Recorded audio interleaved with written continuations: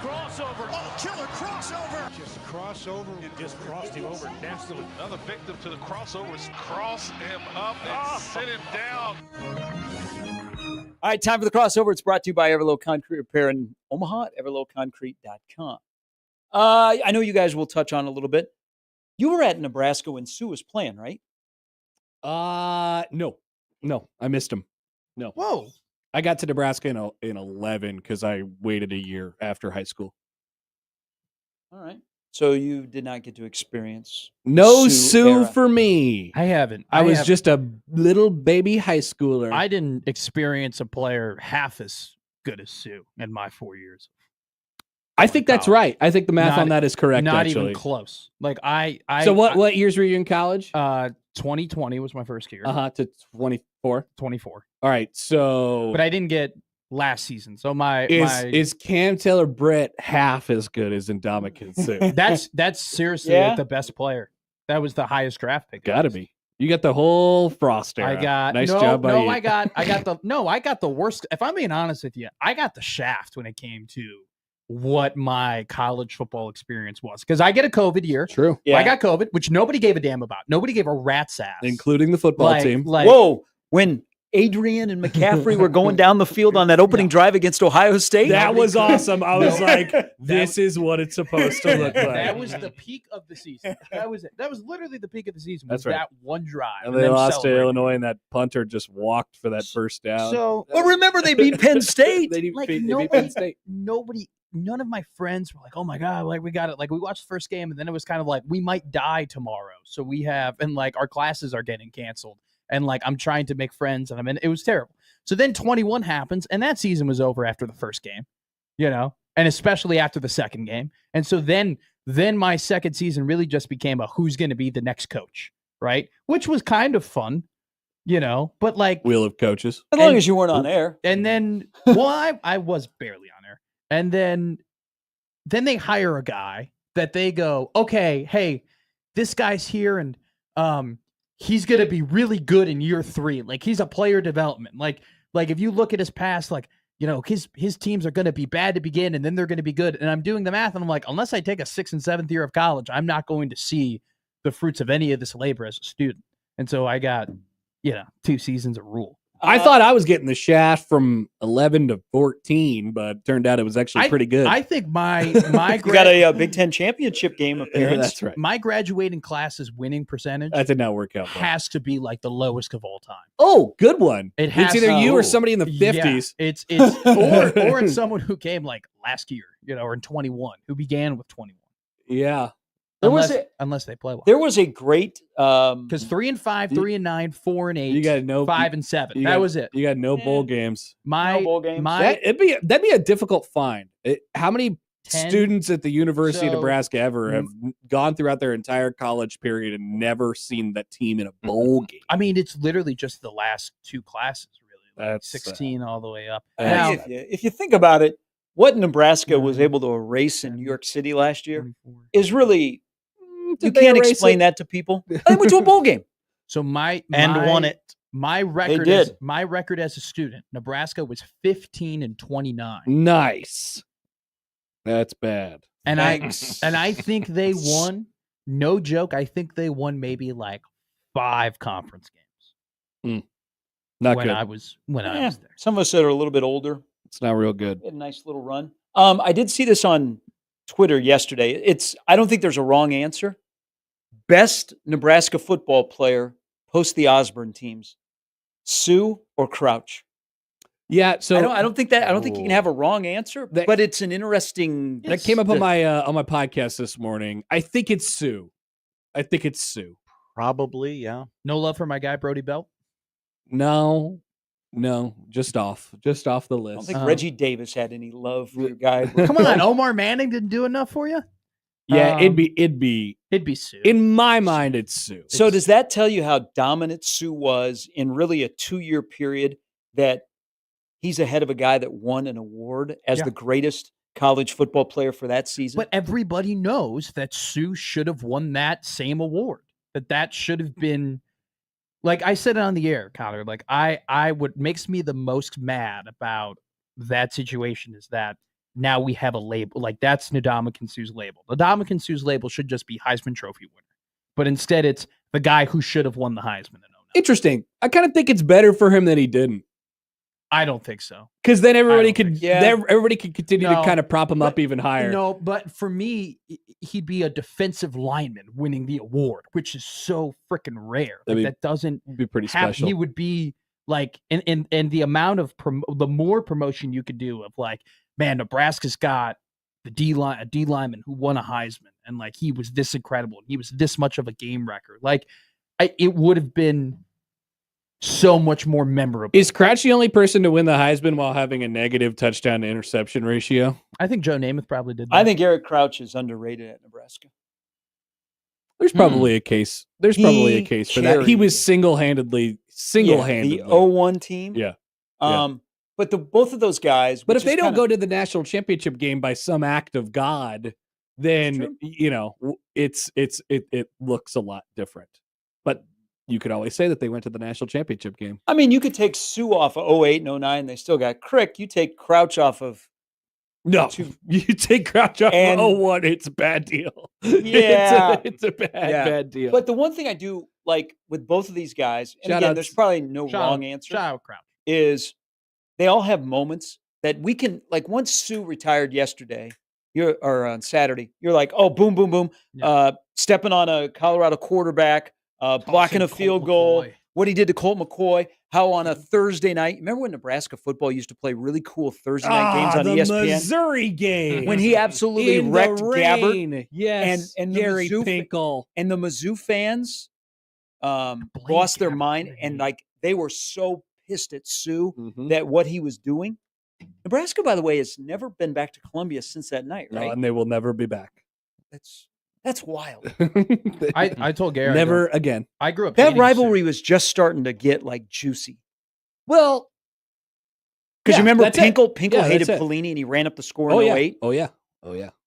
And then they beat him in 10 with that really good Mizzou team. Yeah. Roy Halou. And then they cowards. You just quit each other. Yeah. It's sad what's happened to this college football I grew world. up despising Ndamukong Suh. Like I thought he was the worst. It's the only that makes sense. He's the only man that ever made me feel bad for Aaron Rodgers. Like I was disgusted with him because he would wreck my team. Yeah, and stomp people out, and obviously grab him by the neck. I knew that he went to Nebraska before I went to Nebraska, but you hated him as a Lion. Well, I go to Nebraska and everybody, when they talk about him, it's like he's the greatest player of all time and they love him. And in that moment, it was like 2021, and I walked by the Ndamukong Suh, training facility. I'm like, I think I have to like this guy. Like, I think I have to be a fan of him now. Like, I think I just have to let bygones be bygones. Because he's pretty damn good. Suh. I watched the 09 Texas game last night. Wow. His highlights. I watched his highlights. Oh, you should watch the whole game. It's incredibly entertaining. I haven't watched the whole game.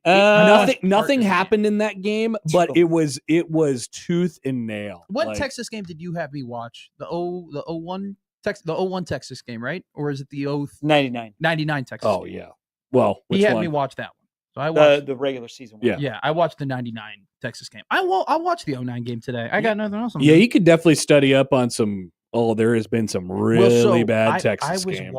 I was watching. You want to watch some 2010 Texas? You want to watch some 06 Texas? There is a play. There is a play. You ever heard of Terrence Nunn? Vince Young is a freshman running on Bo's defense in Austin. Oh yeah, in 03. There are some bad ones in there. There was a play in that 09 Texas game where he literally like drags a double team to the sideline. Mm-hmm. And like drags the double team with him, pushes McCoy to the sideline, gets Colt down, is literally holding on to like two different dudes, and he's got his other arm on McCoy, and he just drops him. Yeah, the problem with what Suh did in that game was he sacked Colt McCoy too fast. He sacked him too early. If he wouldn't have got there that fast, 1 second wouldn't have gone off. Exactly. The what if of the 09 season, if they would have just had a pulse on offense. I mean 09 and 11 when they went to the 11 when they went to the Big Ten 12 when they went to the Big Ten championship game. Those are like two games where it's like if you end up winning those games, how much different? See, How much different do we? I don't know talk how about much. This I don't team? know how much life is different in 12 if they win that game, but it at least we don't have that on our. At least you don't have that on And your. it would have on your said docket. they had a run after Bo put his team on the clock in Yeah. Columbus after they got blown out. Yeah. He's like, didn't he say we're going to run the You're table? gonna run the table. Yeah, and they ran the table to Indy. Mhm. I think, but And I then think it- in 09, if they win that in 09, by the end of the 2011 season, Bo is no longer the head coach at Nebraska. He's gone somewhere else. Well, because you could make the argument if they win the game, if they win the Big 12 title in 09. But I don't know. They still had all that momentum coming off of 09 because they, smoked Arizona in the Holiday Bowl. And then 10 just ended really bad. What, Yeah. what Like job, 10, if 10 wouldn't have ended that bad, really the game is 10 Oklahoma, the Big 12 title, the last, the Big 12 title. How'd they lose that game? Right. Jeez. So if That was a that bad game, football game, if too. that game ends differently, then because then they go on and they lay an egg against Washington, playing them for the third time in a year or whatever it was. And that just ended so poorly. We're all in agreement though that And then you're off to the Big Ten. none of those things change. Like we are probably in the Matt Rule era, no matter what, regardless of what happens in those games. Correct? Oh my, that's going Because I still because Who does knows? I Bo mean, that's kind of tough. Yeah, I does don't. Bo I think Bo still leaves when Bo goes. Bo would not be the coach right now. Okay, like that's not now, that's not a reality. probably. But if Bo But then you wins still- a Big 10 championship or a Big 12 championship, But his don't you career just- is a whole lot different. Okay, so then And here's he's maybe back at his alma mater, possibly. Maybe. so, Or he'd be at least mentioned. Oh, he'd be in that conversation. But is there a world where you don't get to Scott Frost? Maybe the Urban Meyer era never happens. Because I think you could make a closer argument that if Bo wins those championship games, then either, like you said, Gary, he leaves, or you end up skipping the Riley era. I think I'm playing devil's advocate. Okay, I think if Eichhorst doesn't get fired, Mike Riley gets an extra year. But does Frost take one of those jobs that he was up for along with Nebraska? Like, does he go to Florida? That's And a then, great, and then, that's a and then great question. Eichhorst, because that's his hire, keeps Riley around one more I don't year. know if you could have kept I Riley felt around like one more year. during that time, it was as much as there was about Florida and there was Florida State. I always thought it was UCF and Nebraska, and I always thought it was Nebraska. So I think he would have stayed. I think he would have stayed. Yeah. But then, But I think you're then right, don't Matt. you- Like he eventually is the coach at okay. Nebraska at some point. So then, but let's maybe say it's a year or two later, and So- maybe it works out a little bit better. But judging off of Does what it? we've got in the past week, maybe it doesn't. yeah, I don't think it. I don't think it 16th, does. by the way. Mr. Off the Record. Yeah, rough. They're picked 16th in a conference. No, I know with they're going to be 16 bad. teams. They're going to be bad. Well, that's nothing out of the ordinary for UCF in the first year of Scott Frost. Oh, they were. They went 6-7. I think his first year, the first time. That was after a 0-win season with George O'Leary. I thought The it year was before 5. that, maybe it was 5. I thought they went to a bowl game and lost. You're better at this stuff than I am. I thought probably. I just am picking stuff out of my brain Boy, good for you. from 2017. The Cure Bowl. How do you remember the Cure Bowl? I don't remember the Cure Bowl. I just God. remember their record because it was 6-7 and 13-0. So he probably, but like if he stays at UCF one more year, they probably end up. I don't know. They probably go like UCF, 10-2 or yeah, something, They probably you end know? up winning again, and then it's Yeah. just like Yeah. we have the same thing. It's just probably Matt Rule gets hired. So it was the a year next later. year where Mackenzie Milton destroyed his knee, right? That was the year after Frost left. Is that when they came at South Florida? Wasn't that? Yes. That was like a Yes. Thanksgiving game, right? Yeah. Yeah. That was when Heupel was the head coach. Yeah. So That yeah. what was I'm looking up here? UCF record. Sense. Well, I I just mean, they were look good up- under Heupel too. Yeah, I just look up I UCF mean, record. Heupel and his AD both used UCF to Yep. get to Tennessee. Bye bye. So they go 12-1 with, they go 13-0 with Yep. Scott Frost. Yep. And then the next year they go 12-1, Mhm. 10-3, Mhm. 6-4, 9-4, 9-5. Yeah. So it was 2 years with Heupel, right? It was no, it was 3. 1, 2. It was 3 years with Heupel. Heupel's last year he went 6-4, but that was 2020. Oh, that's right. Doesn't Yeah, it doesn't really count. By the way, side note, watching highlights here on the SEC network. When was the last time LSU wore their purple tops? Don't they do it for like one game a year? Do they? Like it's usually a night game. Like Clemson does the same thing, right? They wear those purple jerseys for like their one. They just pick one game. It's kind of like. But is Notre the Dame. primary uniform for LSU is the white on gold? I believe. Yeah, Whether that's they be their at home home uniform. Yeah, that's their. Yeah. They're all whites when they wear the white helmets Yeah, and white jerseys and white pants. Not bad. it's really difficult for LSU to have any bad uniforms. They just have a But great, I like great what- color scheme. What I like about Nike. them is that they don't have like 18 different uniforms. Yeah. They kind of have the same 3 colors that they roll out. Like they're That's they're not trying to reinvent the wheel. It's a or beautiful be- thing. Like only Oregon could do that. I don't think anyone else, because that's their thing. You know, if you claim something to be your thing, no matter how weird it is, I'm cool with it. You know, as long as you're passionate about it. But then if someone else is doing that thing, then I'm like, hey, it's his thing. Oregon's doing too much, but that's probably different. But that's their thing. I agree. But that's their brand. I don't like their thing. Do less. Mm.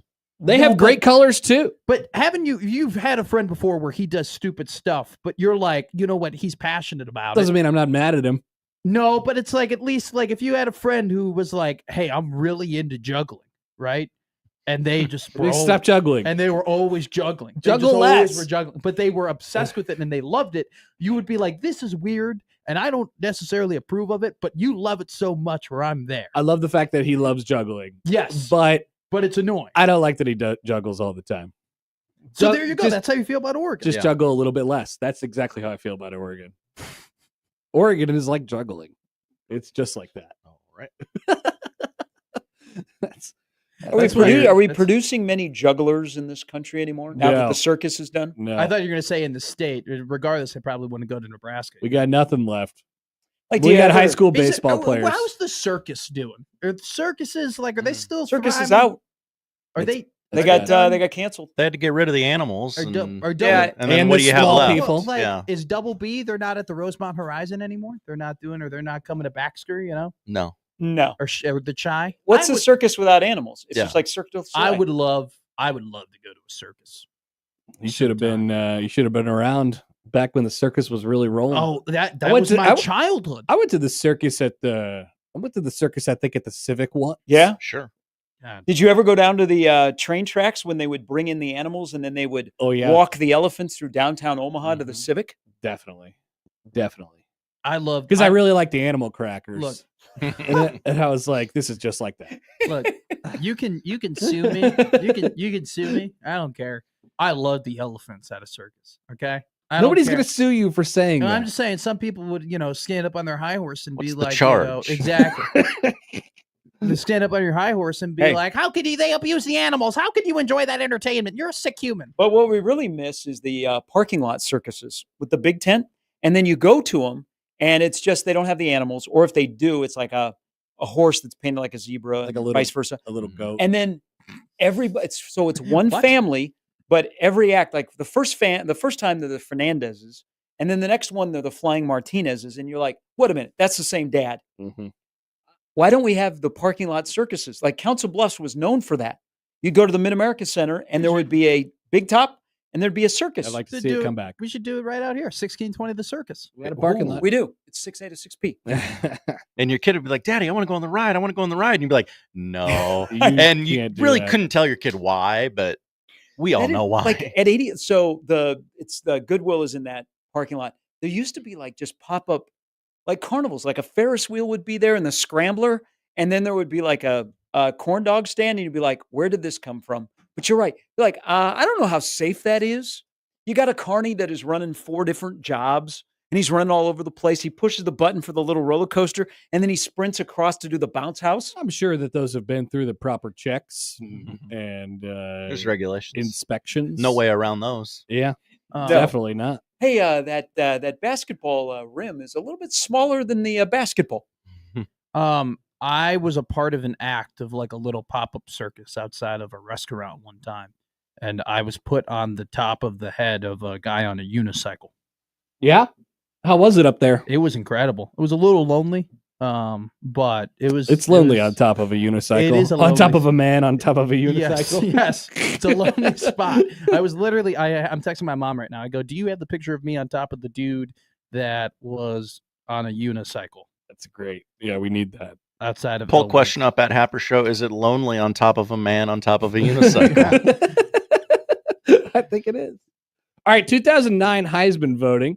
Yeah, Mark Ingram won. So, I mean, like, so what a- Ingram won. So it was a very close race. Can you name because Sue finished fourth? Can you That's name crazy. the other two? Toby Gerhart. Yep, one. That's right. And Another obscure running back, right? no, it was it was the very man who was thrown around like a rag oh, doll. Colt McCoy? Yep. I was gonna say Tebow. Was Tebow? Tebow fifth. Oh, okay. Here's some guys. CJ Spiller, Kellen Moore, Case Keenum, Marty Gilliard, Cincinnati, and Golden Tate. Golden Tate got two first place Heisman votes. There was a Golden Tate like sport trivia question not too long ago. There you go. Now you know he That was finished 10th incredible. in the 2009 Heisman voting. Florida's first game is against Long Island. Oh, that'll be fun. LIU, The Sharks. the Sharks, my guys. August 30th. Did you almost go there? LIU LIU. in the swamp. They got a nice colorway. Light. It's kind of a light baby What blue are and we? yellow. What are we doing? Yeah. LIU. I didn't even know they had a football team. When Connor They're was doing playing his hat at reveal, Gainesville. when he was going to college. There's there was them an in L- Stony Brook. Yeah. And yeah. When I did my doing my Road to Glory on EA Madden or EA College Football 26. That hat ceremony, dude, it's crazy how you can like literally fake it and you can. With I've the seen hats some everywhere. videos. It is wild. I don't do that section of the game because I'm not a baby. But Whoa! You got a problem? no, I How don't am I have a a problem. baby? How am I a baby? It's for not. wanting No, to no, play as a it's not running anything back? about you. I just think that Look. I don't do the road to glory. The Vanderbilt Commodores are currently 6-3 right now. Nice. I know. Congratulations. 5 of Rich. LIU's first 6 games are on the road. Nice. What do they got? At Florida, at Eastern Michigan, Mm. home against Tough one. Sacred Heart. That's a rough one. Then they got to go at Rhode Island, at Tough. Stonehill, at Mercyhurst. Good lord. Is what's his name These are real Frost schools? staff These are real still at Rhode Island, or did he end up? Cooper Jack Cooper, is he at Wisconsin? Cooper? Okay. Anyway, nobody knows. Or no, maybe that wasn't his name. I don't know. There was a guy from Frost staff who ended up as the DC at Rhode Island. 2001 Heisman voting. So Crouch won. He got the most first place votes over Rex Grossman, Ken Dorsey, My guy. Joey Harrington, David Carr. But getting more first place votes than David Carr, coming in 6th, Antoine Randall L. Oh, We my had my wide That was a pretty good year. my Yeah. wide receivers coach. Roy Williams, Bryant McKinney, Dwight Freeney, Julius Peppers. That Hell is yeah. a lovely, lovely Heisman vote, which Eric Crouch won. People Antoine forget. Randall L. Indiana Which- University. Which was not a slam dunk. No. And they didn't announce it until like 6:55 that night. They drew it out, and then they said Eric Crouch. Eric Crouch. And that Sports Illustrated that he was on the cover of became even more valuable. And then Johnny Rogers and Mike Rozier were like, let's go. We got a new guy. 24 years without a Heisman Trophy. And then Dylan. Here comes Dylan. Yeah. Why are you laughing? He's not gonna win the Why is that such a Heisman. big- well, how do you know? I don't know. I just am playing the odds.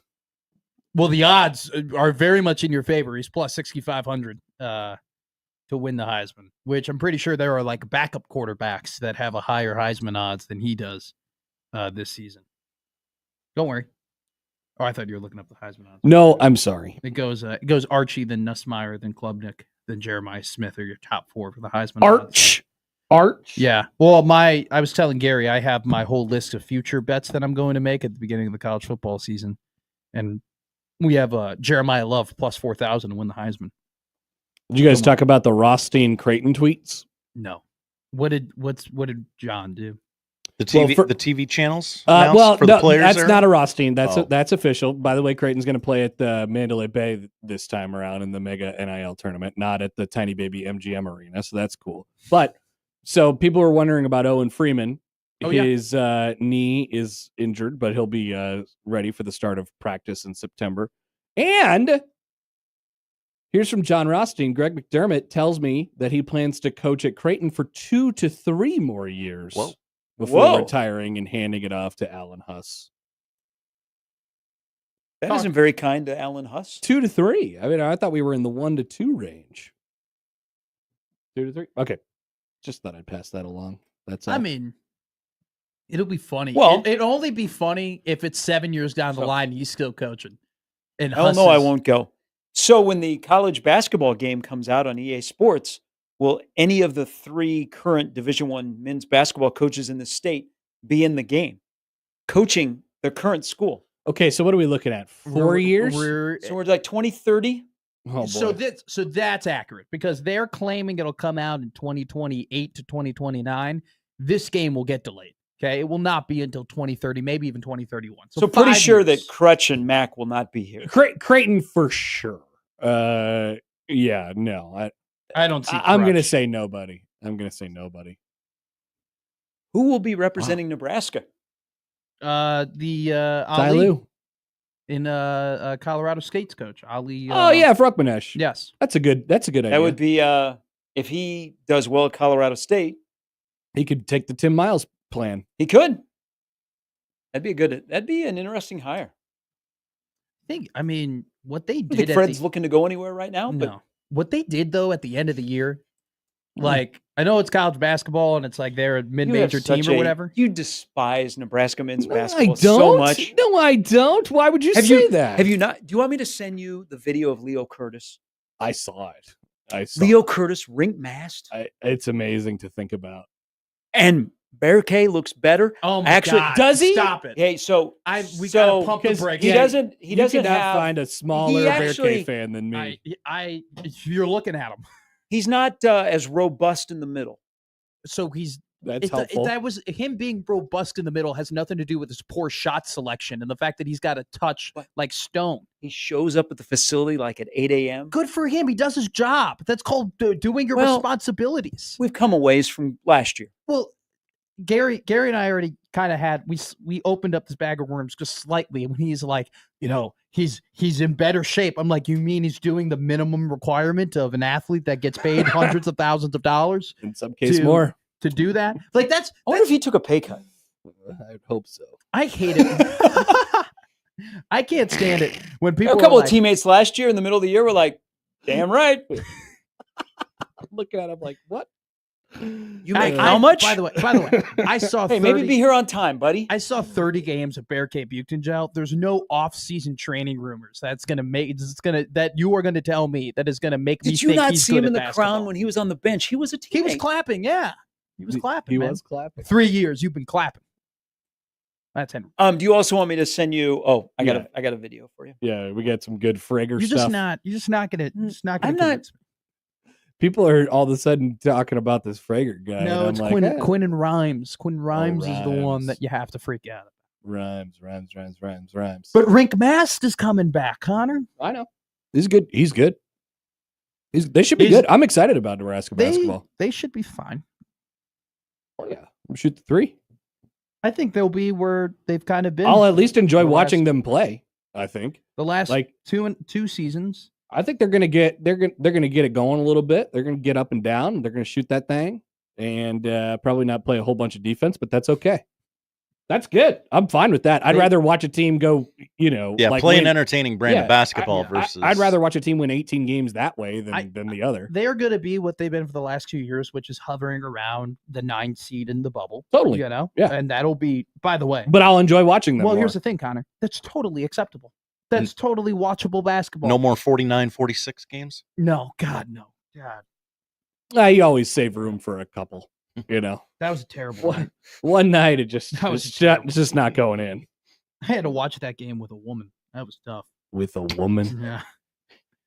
Why did that complicate? Because I was getting very frustrated watching the game. and it just wasn't a good look. And then also, too, Northwestern was losing at the same time. They were Ugh. playing Michigan State, and so I was doubly mad.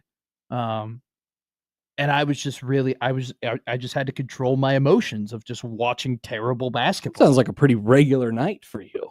What do you mean? Northwestern and Nebraska both lost. No, dramatically on the same night. But I still get into fits. Like I still get mad. You know, like when you do it in front of somebody else, you kind of have to hold back a little bit. Tonight on Angry. Big Ten Network is Northwestern Basketball Classics. Is it tonight? Yeah. Oh, you got to put that Derek Pardon. Yeah. That full court pass. Hey, yeah. I'll watch it I'll watch it all the time. That was great. Doesn't matter. I was at my locker after cross country practice, watching that game. That was great. Have they already had Nebraska Day on BTN? A couple weeks ago. I'm sure it'll cycle back though. At 5:30, it is 2000 Michigan at Northwestern football. Nice, Pat Fitzgerald. No, he would have been gone. Wouldn't he have been in 2000? Thought that was the year he was. 95. Oh, 95 was the year that they went to the Rose Bowl. okay. 2017 Michigan at Northwestern basketball. That's it. That's the Derek Pardon game. At Michigan or against Michigan? Mhm. Yeah, that's the one. 2023 Purdue at Northwestern. That's a great game. What sport? That's basketball. That's Basketball. when The upset of, Purdue was number one in the country, and they hacked the crap out of Zach Edey the entire game, and the refs refused to call it. They let Northwestern just hack them, and it was great. Hack-a-zack. remember when Brooks was Barnes it was was great. it 13 when game day was at Evanston for Ohio State Northwestern, and Brent Musburger at the end of the game, Ohio State Yes. Oh yeah, scored a touchdown, and significant to some. Yes. Yes, that game. Well, then you also have to remember, I think it was 2000, maybe it was the same year earlier, or maybe it was 2012, where Northwestern was undefeated, and it was game day in Ann Arbor, Michigan versus Northwestern.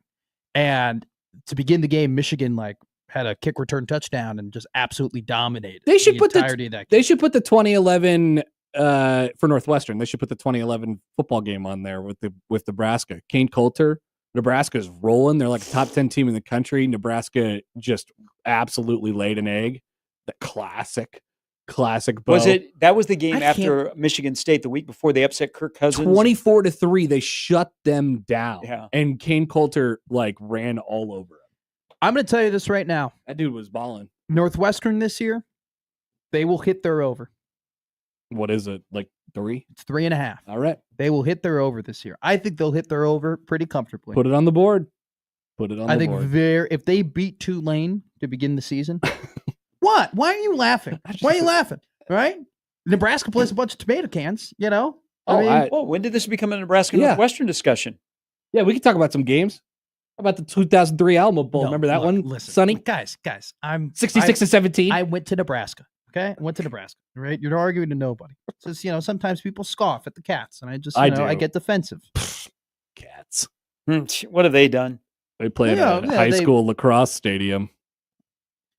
They went to 2 Big Ten championship games. Oh, we won the Big Ten West twice. Yeah, you know what? You had plenty. Nebraska had plenty of This opportunity. is not about Nebraska. Nebraska had plenty of opportunity to do that. Oh, they did. Nebraska was impacted by COVID. I would say That So year. was Northwestern. I would Northwestern had say- their best season of the year. I would say that Best season of Nebraska ever. is Because nobody nobody could play. you should That's be why they had thanking the best Nebraska. season. 5 draft picks on that team. Nebraska They were so good in 2020. He's single-handedly responsible for all these weirdos making the Big Ten title game over the last decade. Nebraska. Northwestern, Purdue, what happened? First I know. off, They beat the crap out of Nebraska. Northwestern, won. It's not like they were 7-5. They won plenty of games in order to Many earn games. that right. Many games If were they won. didn't if they did not lose to Michigan State in 2020, there was an actual opportunity for them to make the college football playoff in 2020 if they didn't lose to MSU. But they did. They did. I think it was Brian Lewerke was the quarterback. That's a guy. That Spartans team. That's a guy. You are right. Random teams, because hasn't Purdue Purdue and Ohio Iowa? State have the same amount of appearances in the last 3 years? Yeah. Oh, yeah, I guess that. Remember the that is- Purdue team that got blasted by Michigan? The Big Ten West really was consistently represented by one of 3 of Northwestern, Purdue. No, and- I mean, it was and everybody. Iowa. Everybody got in on that action except for Illinois, Wisconsin- Nebraska, it and was- Minnesota. Oh, Wisconsin did. Wisconsin did. They Wisconsin was lost- they owning it lost for a to- while. Yeah, they lost to Ohio State, in 2020? So One? 4 out of the 7 in the history of the Big Ten West, 4 out of the 7 got into the title game. Nebraska, Illinois, and Minnesota never did. Wow, Minnesota. They You were wrong. love Well- that they They tied that one Yeah, year. 19. But Wisconsin beat them on the last game of the regular season. They got it. Would have thought that Minnesota would have, with the success. Some of That's the what we were success. just saying. I Yeah, know, 19. I know. They won 11 games. They didn't get in. And because wasn't one of the losses to Wisconsin? Mhm. Yeah. Right at the end. And so Wisconsin got in. Yep. They took that axe. They chopped down that field goal post fake. I'm trying to. Big Ten rivalries. Yeah, they're so great. Hey, the Nebraska-Wisconsin one is so big that they decided to take a year off. I know they needed it. Just say we need some space. I mean, Okay, like, this is getting too hot. Too hot. Well, Nebraska finally beat them, which was good. Mhm. Like it was, which easy. turned out to be ideal because if you didn't, you wouldn't be Problems. going to a bowl game. Got well, problems. well. The thing though is that about like the Nebraska Wisconsin rivalry. It's like it's got to be somewhat competitive. They won in 2012 with those weird jerseys. Yeah, but Yeah. Wisconsin won like. All of them, yes, except for those two. like- That fat kicker got lucky. I mean, Yeah, Rafael Gaglianone. What kind of name is that? So Wisconsin won. I want to get the number right. So they ran a stretch play on the goal line with the Monty Cross. 10. So Jonathan Like- Taylor like, ran it guys, 5 straight guys, times down guys, Nebraska's throat in Guys, 2017. I don't mean to be that guy, but you can't lose 10 straight games and call it a rivalry. That's right. okay.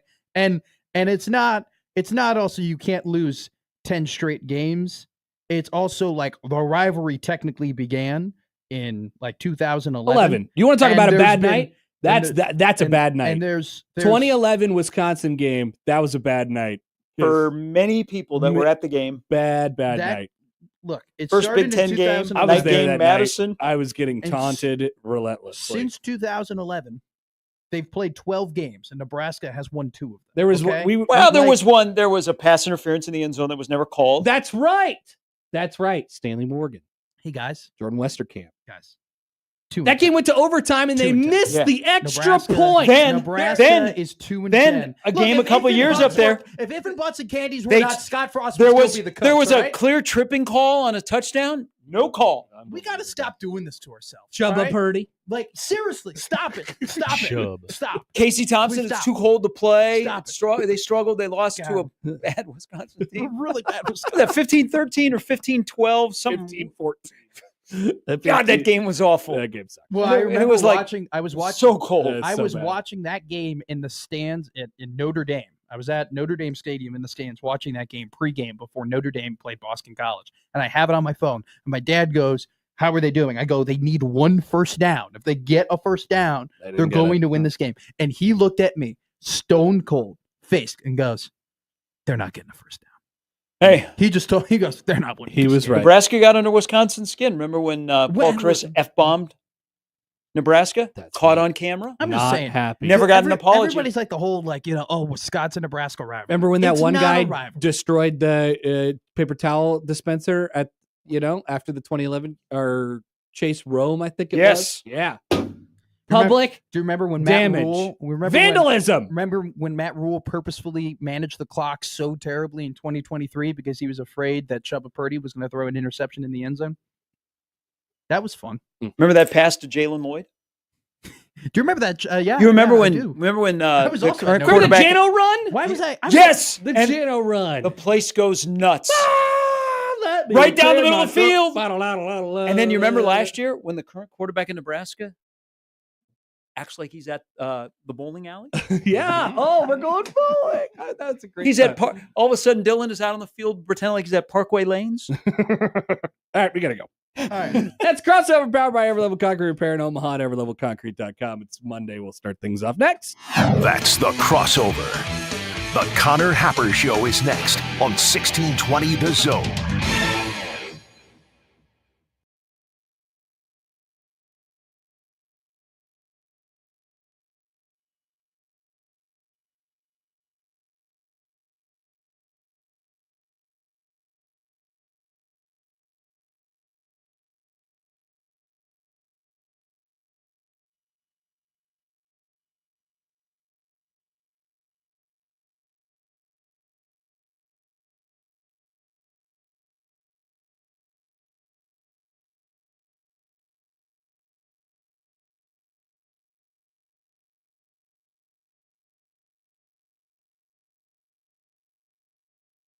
Bright skies, hot and humid for your Monday with the high today in Omaha of 93 degrees, feeling like 97 for the afternoon. Winds staying light out of the south, 5 to 10 miles an hour. Tonight, mostly clear, mild, a low of 68. For your Tuesday, mostly sunny, becoming partly cloudy later in the day, a high of 91, with a 20% chance of storms late in the afternoon and evening. I'm meteorologist Caitlin Harvey with KATV Newswatch 7.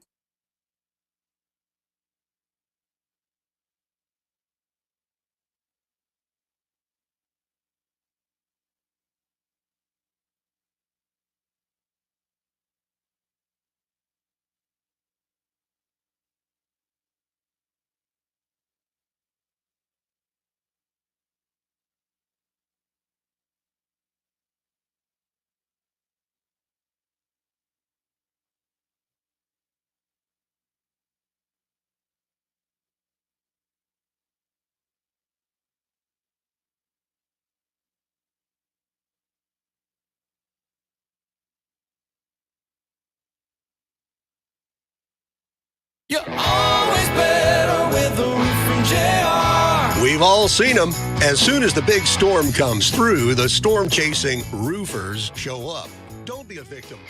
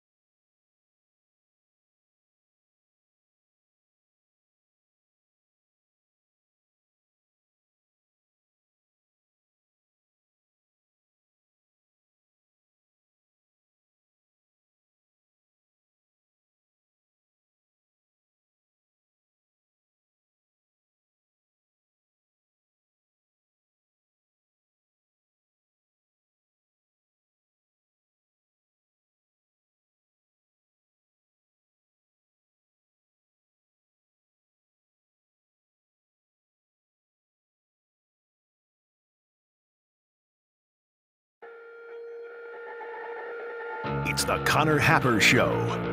Are we sure we want to do this? Could you, make an announcement that we're ready? It's the Connor Happer Show on 1620, The Zone. How we doing, everybody? Welcome in. Happy Monday. It's the Connor Happer Show on 1620 The Zone and on 1620thezone.com. Connor Happer and Josh Odson with you. Welcome to MLB All-Star Week, a.k.a. the week where nothing really happens. Whoa. Well, I'm just saying.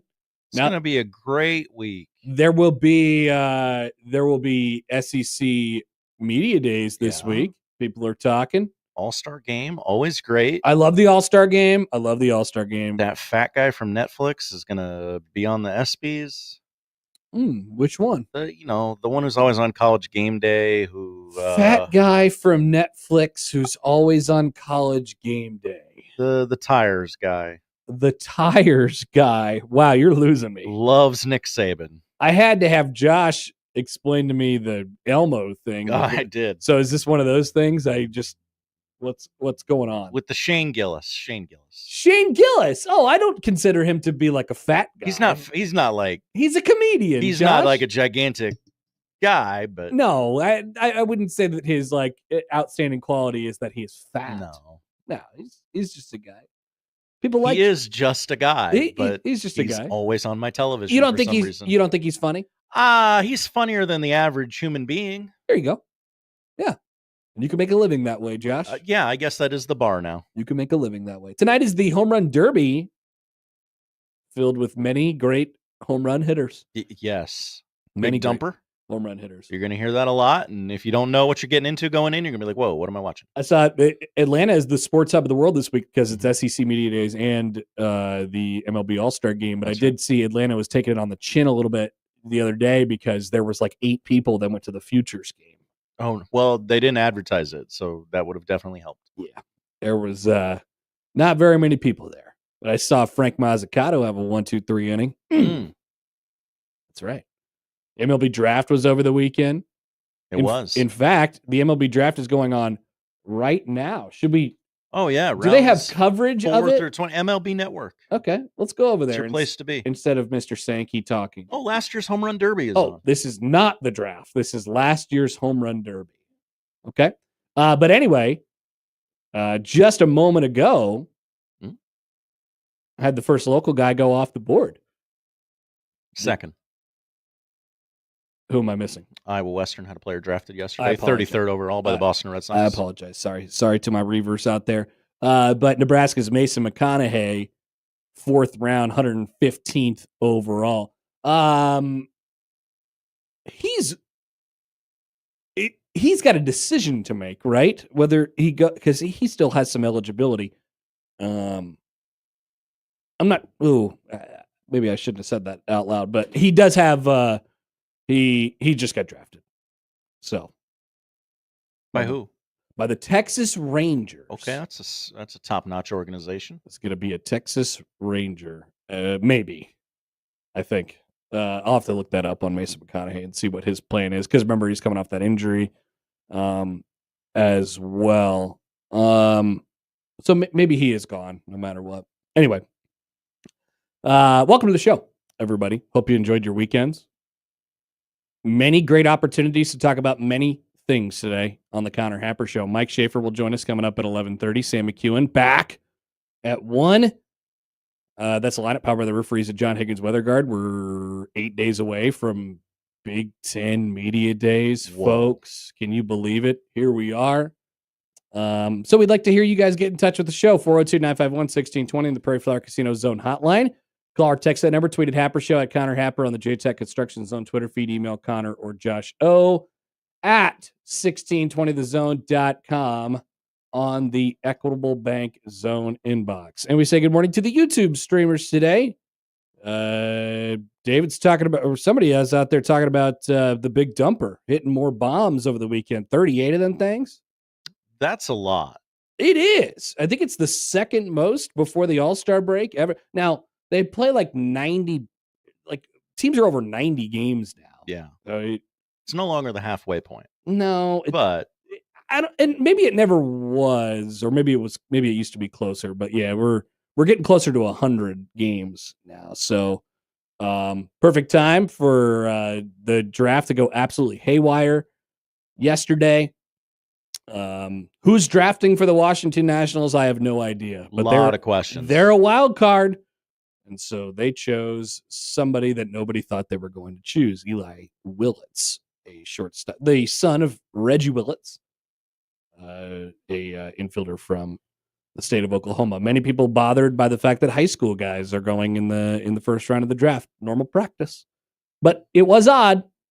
It was odd yesterday. In fact, I went down a rabbit hole in the pre-show today, just looking up some stuff. So maybe we'll have that a little bit later on in the show.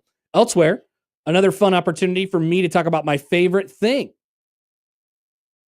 Instant replay. There it is. And in my favorite way, where the player beats the play by a million miles and is later called out because he maybe came off the bag a microscopic amount. Maybe. Just a itty bitty bit. We'll talk about that during the show today. Congratulations to Ndamukong Suh, who announces his retirement from football and wants to tell you about his podcast. Joel Klatt enjoys predicting that Nebraska will be halfway decent. Ryan Kalkbrenner blocks some shots in some summer league games. Are you into a tennis rivalry? Mm-hmm. Do we need a new tennis rivalry?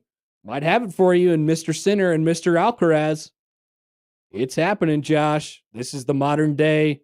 This is the new Federer versus Nadal. What a time to be alive as a tennis fan.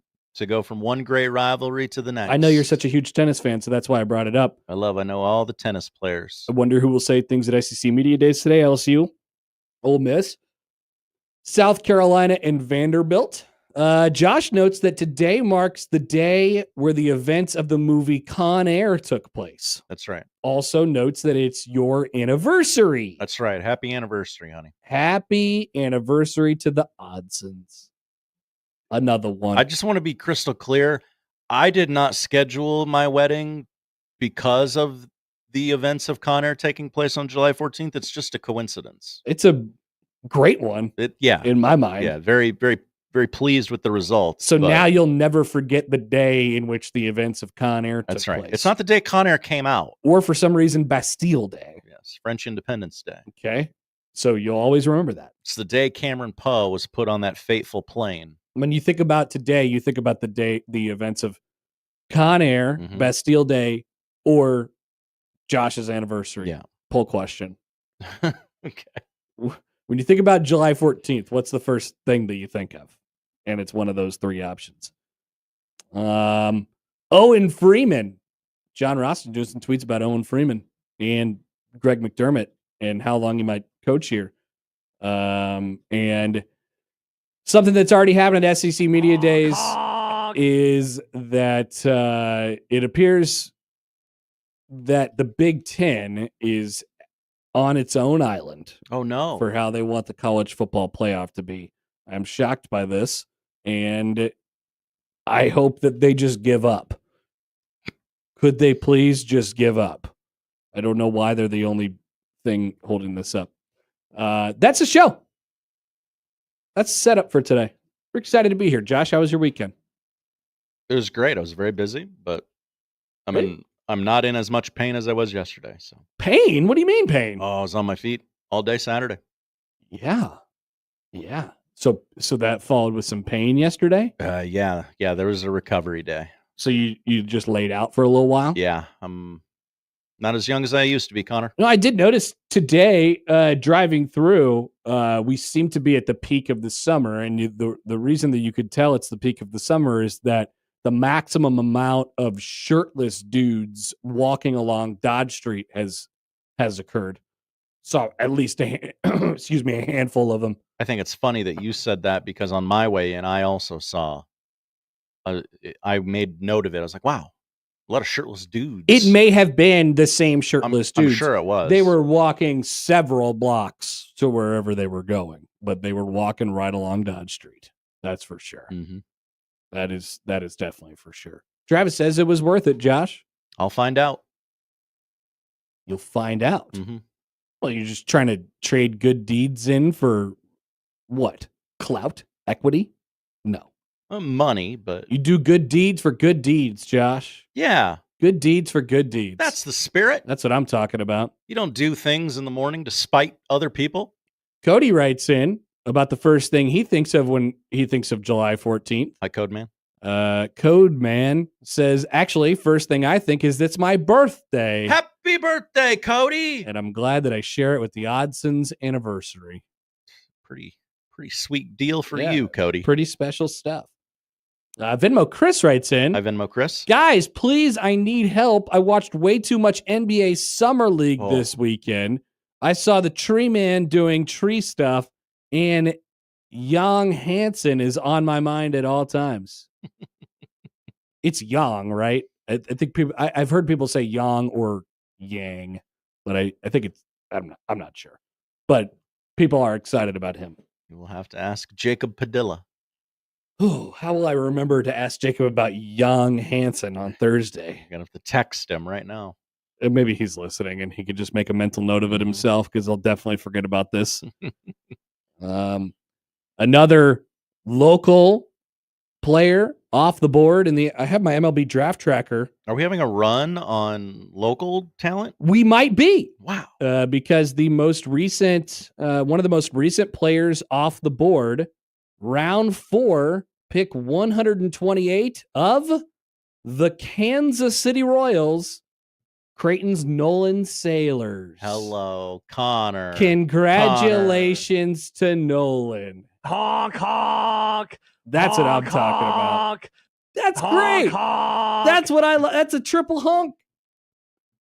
That's a triple honk. That's like a Mike Breen triple bang. They're very rare. Very rare. When one of my guys goes and plays for my team, this is fantastic. Congratulations to Nolan. Well deserved after an excellent college career at Creighton. Wow, look at that. A triple honk to start off the show. J-Man writes in. Hi, J-Man. Many honks were heard. That's right. We'll be honking them things. All right, got a lot of stuff to talk about today. So come back with us. Mike Schaefer will join us at the bottom of the hour. It's the Connor Happer Show on 1620 The Zone.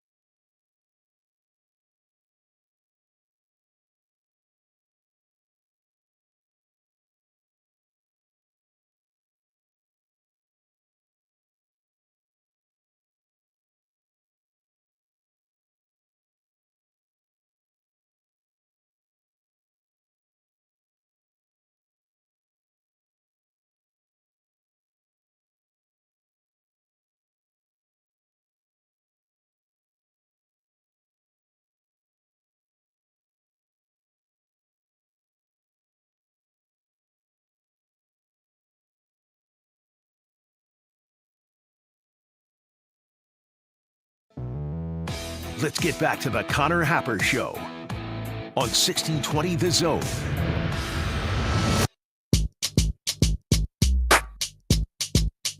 Looks like Shane Beamer from South Carolina is taking the glass podium at SEC Media Days in Atlanta. Shane Beamer. People really going to enjoy themselves some South Carolina this year.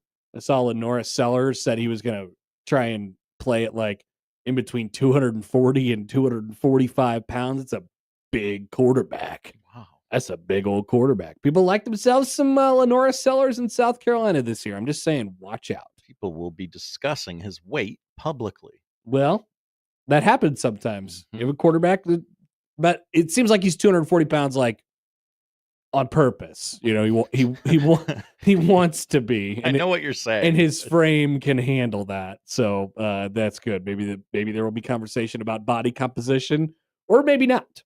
I don't know. We will keep watching the MLB draft tracker today. Names go off the list every, I don't know. It's either every 10 to 15 seconds or 8 to 12 minutes. So it's nonsensical. This part of the draft is not televised and doesn't seem like in any way. Maybe it's probably on like a stream somewhere, but I don't even know if they announce the picks anymore. They just call them in and phone them in to the league. They're like, "Yep, this is the guy we want." Just get us the picks when you can. So what was it? 5 minutes ago when I said that Nolan Sailors came off the board. So that was like probably 10 to 15 picks ago at this point. Whoa. There's already been a couple picks in the fifth round. Oh, there goes another one.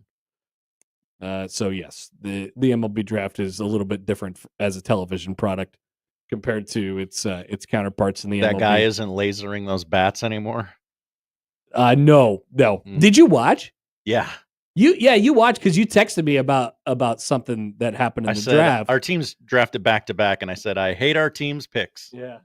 And then it was at that point I actually had to look and see who the Royals drafted, and I was like, oh, okay, they got another high school shortstop. Well, I wasn't going to, and then my wife said, I'm very interested in who goes first overall. She was someplace and they had it on, and she's like, I had to watch all the pregame stuff, so now I want to know who gets drafted. Wow, what a letdown! If you thought you were going to really know who the number one pick in the draft was, like maybe they were a star in college last year, maybe they pitched like a complete game shutout in the College World Series final or something like that. You were pretty let down. You were probably pretty let down last night. And we could talk about we could talk about the draft maybe a little bit later, but we kind of explained it a little bit and how it works on Friday on the show. But I do have a baseball topic for you all. This is something that I just need to get off my chest right away. Okay. So just allow me to do so.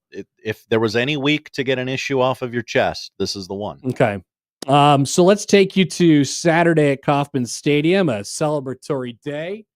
Royals and Mets. Royals celebrating their 2015 championship team, and they're wearing their powder blue jerseys, and they're playing the very team they beat in that 2015 World Series. Disrespectful.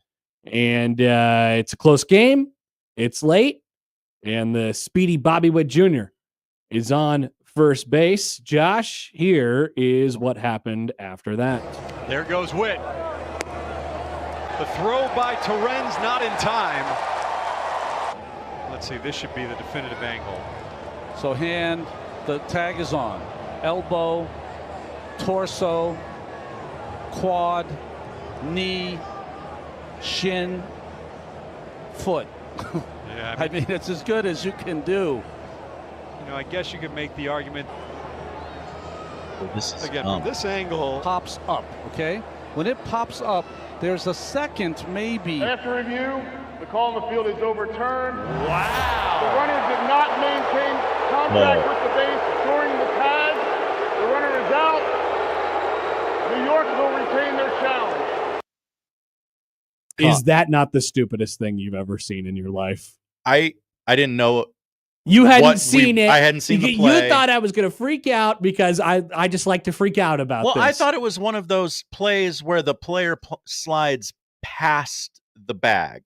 Because we've done that rant before. Yes. And I get it. Yes, letter of the law. He absolutely slid past the bag. But in this play that we just showed. Yeah, if you were not watching with us on the YouTube stream, Bobby Witt Jr. slides headfirst into second base. He slides over the base, right? His body is on top of the base. He holds the bag with his elbow, and they on the back side of the base, and they determined that basically when his stomach is over the bag, nothing is touching the bag. Correct. Yeah, like the natural arch of his body was and I guess credit to Francisco Lindor, who applied the tag on that play and was like, yeah, you got to replay that immediately. And it was crazy. So they overturned the call, and it just is it is a ridiculous thing. But the immediate reaction afterwards was so funny because, yes, the crowd is infuriated, and the Royals dugout is like, what am I supposed to do? And the Mets dugout, they showed the Mets dugout on the SNY broadcast. That was from the SNY broadcast. They showed the Mets dugout, and they were like, ooh. They were like, oh, man, I'm sorry. Good for us. I'm really sorry. I'm really sorry that happened. I guess we'll take it in the bottom of the 8th of a 1-run game. What can we do about this? First of all, in the specific instance of this play, there's no way that I can tell you definitively that he ever came off the bag at all. All right. But Francisco Lindor, the person who is applying the tag, does his job, and he holds it on him, right? Mm-hmm. Just in case he pops up or goes over. Mm-hmm. He didn't pop up. He didn't go over, but there was just a split second when Lindor had the tag on him that apparently. So we have an issue of a couple things here. Number one, I don't see how there was any definitive evidence that would have led me to reverse the call on that play. The second part is the main part, which is he beat the throw by a mile. He is safe in any other world. And the second Francisco Lindor goes over to his dugout and says, hey, we got a challenge in our back pocket. Let's go take a look at this. Why not? What's the worst that can happen? It's the 8th inning. Let's go grab a look at this. They're going to look at it and dissect every millisecond of it. And as I talked about a lot during the College World Series, that was made clear to me by the umpires and their crew, all these MLB games, they have such great cameras. So you're going to see everything. The microscopic millimeters that are in between the bag and any part of the base runner's body, you're going to be able to find it. You just have to figure out where the tag is applied in the correct manner. And in this case, apparently they deemed that it was. But he is safe. I don't know what else there is to do about this. Because like I said, even the team who is benefiting off of this is like, oh man, I feel bad about this. I feel really bad about this. I'm sorry. Maybe we just shouldn't have challenged. Maybe there needs to be a handshake agreement between both of every coach, every manager in Major League Baseball to say, we're not going to challenge plays like that. If the throw beats him by a mile, then the throw beats him by a mile. We're not going to do anything about it. Or maybe there's a middle ground of, all right, we're not going to use super slow-mo. Like, we're not going to break this down frame by frame. I don't know. Like, it's stupid. So may I just remind you, now this is where I get to honking a little bit. Ooh. May I just remind you of a play that happened in last year's Major League Baseball playoffs. Now, trigger warning, the voice you're about to hear, one of the voices you're about to hear is, first of all, a voice that you heard on that very SNY broadcast, Ron Darling. But the other voice that you're about to hear is that of Bob Costas. It's not Giancarlo's fault. Yes, from that exact game last year. Now, once again, same thing, kind of a neighborhood type of play. The runner is initially called safe on the field. You tell me how this looks to you, just to bring up old stuff a little bit. He lands a little short and pops up and does Massey get the tag in on time? Yes, he does. I spoke too soon. It's at least close enough to check. Yeah, he's going to be out at second base just because it was a bad slide. How about that? He came up 6 inches too short, and Massey. Narrators, he was not called out at second base. They did not overturn that call. I heard he was 6 inches too short. Jazz Chisholm remained safe at second base. I would just like to see a little bit of consistency here. That's all. If you go back on the replay and you decide that, we didn't have enough, now every play is inherently different because that's the way it works. But if you don't have enough, maybe the threshold for having enough evidence to overturn a call needs to be even further upgraded. I don't know how you would do that. It's all a judgment, I suppose. Yeah. I don't have the answer for this, but I do want to note that it is a problem. And not just because it seems to happen against the Royals all the time. Maybe the same guy in Secaucus or girl, day in, day out. I don't know. Every game. Yeah. I'm not sure. Every game. That Bob Costas, him, and of course, he gets done explaining as the call is happening. He's like, oh, I spoke too soon. He actually might be out. Yeah, you thought the Yankee was safe at second base? That's funny. Yes, they can. Yes, they can. Don't worry. It's not Giancarlo's fault. Thanks, Bob. Appreciate that. I don't know what to do about this. That guy retired? Yes. Thank God. This sucks. But for real? That's a great question. Is his third retirement? Is anyone ever retired for real? Yeah. That just means if you want me, you're going to have to pay more. Yeah. You can get me out there, but as long as it's Yankee Stadium and as long as it's in the playoffs. I will not read Game of Thrones ads for you. I will talk about the Yankees in the 1920s, though. That's what the viewer wants. So stupid. I don't know. I just wanted to say that this is a problem. Yet again, this is still a problem, but I don't have a solution. I just hate it. We are approaching NBA playoff. Whose finger moved last? Oh no, this is worse territory. This is worse than the late game basketball stuff. Yeah, this is worse than the late game basketball stuff. Actually, it's not worse. It's the same. It's bad. Yeah, they're both equally bad, and they both equally trigger me while I watch them. I mean,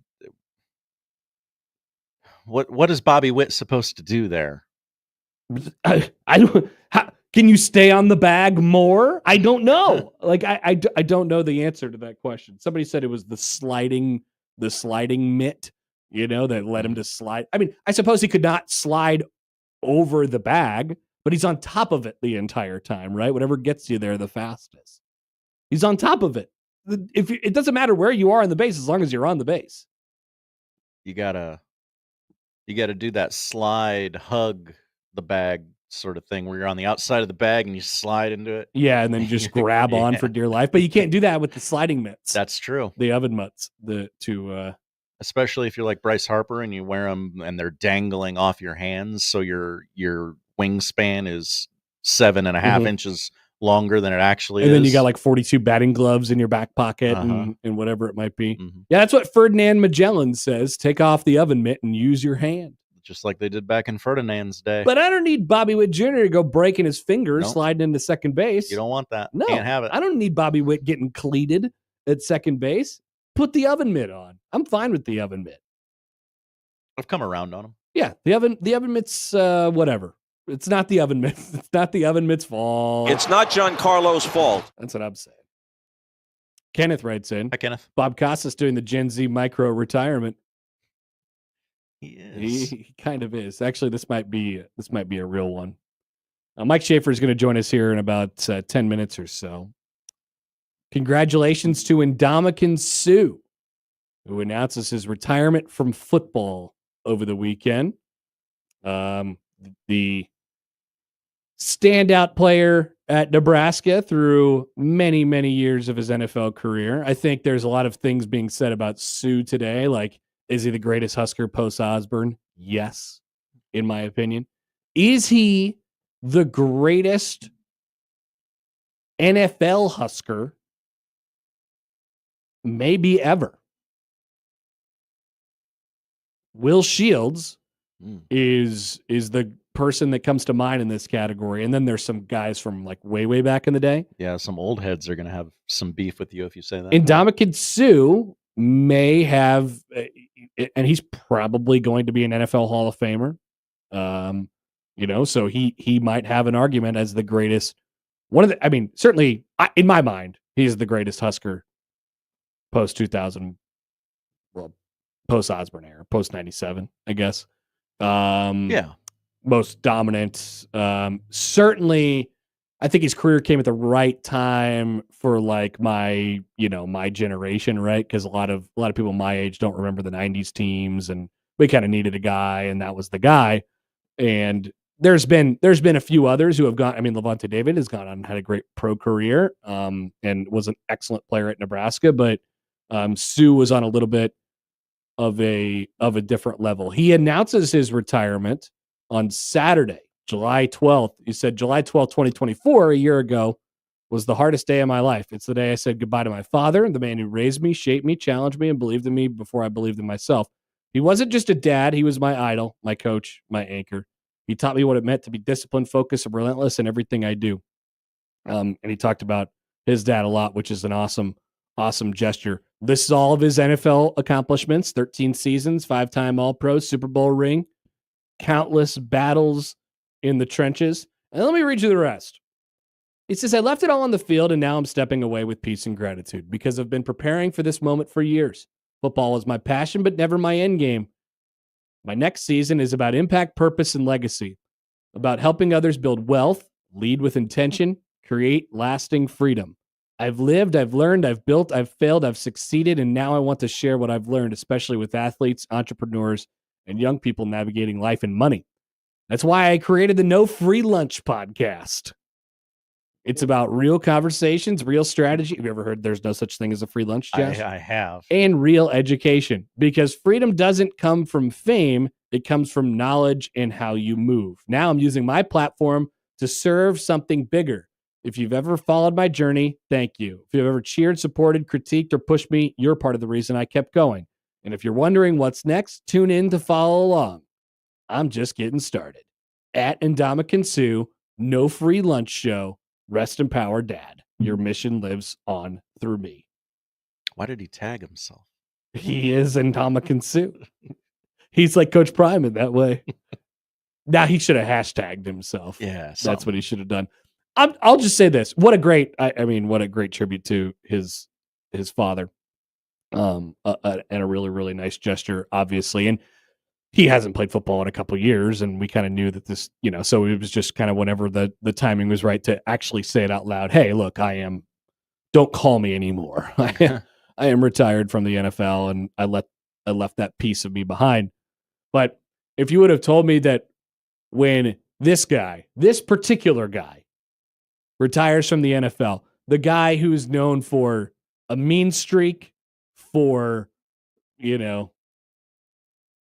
throwing people around like a rag doll, stomping sometimes on the football field. And, one of the things that separated Suh was his mean streak. Obviously, he was giant and freakishly athletic and all of those things.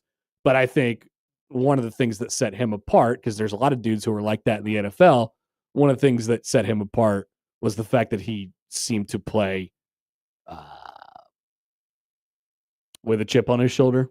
I mean, right? He just seemed to play like the person across from him was threatening his family's life or something like that. Like, I'm going to beat the crap out of you. You know what I mean? And I'm going to enjoy doing so. And then he would, kind of walk it off almost like a killer, right? Like he didn't care. He didn't have a conscience for that stuff, So that's how I knew Ndamukong Suh, and that's how people came to know Ndamukong Suh. He wasn't helping the quarterback up.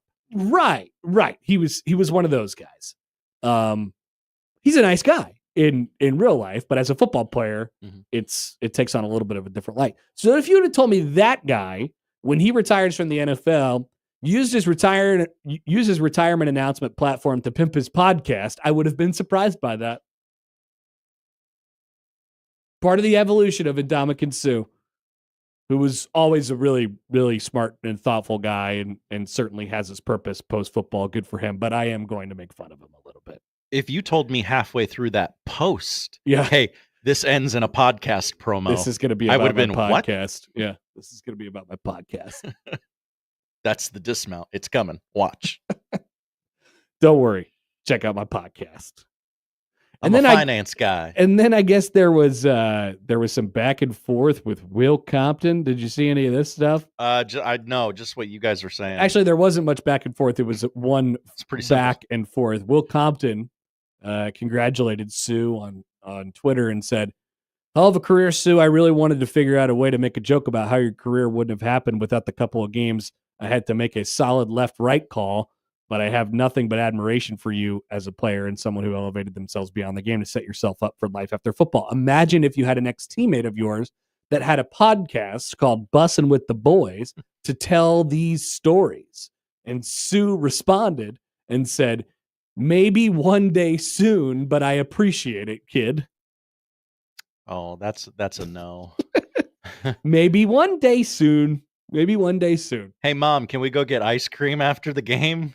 That is maybe one day soon. Maybe one day soon. That's exactly what I said to some kid at the Storm Chasers game yesterday. Who was like, "Hey, can you come to my section and I will challenge you to anything?" Oh. And I was like, "Wow, anything?" And he was like, "Yep, find me." And he told me his seat. And I was like, "All right, cool. I'll see you later. Maybe one day soon." I was not going to go to his seat and do challenges with him. But I wanted to make him feel like it was a possibility. Well, I just didn't know what would chat, and I didn't have time. There's a lot of stuff going on. Who gets to pick the challenge, though? Me, I think, because Okay. he said he could challenge at anything. Uh-huh. Yeah. So arm wrestling? You could snap that kid in two. That would have been a good one. I said, "What about push-ups?" And he was like, yeah, I can do push-ups. And I was like, "All right, kid. Maybe someday soon. Maybe someday soon." So congratulations to big Mr. Sue and Ndamukong Suh.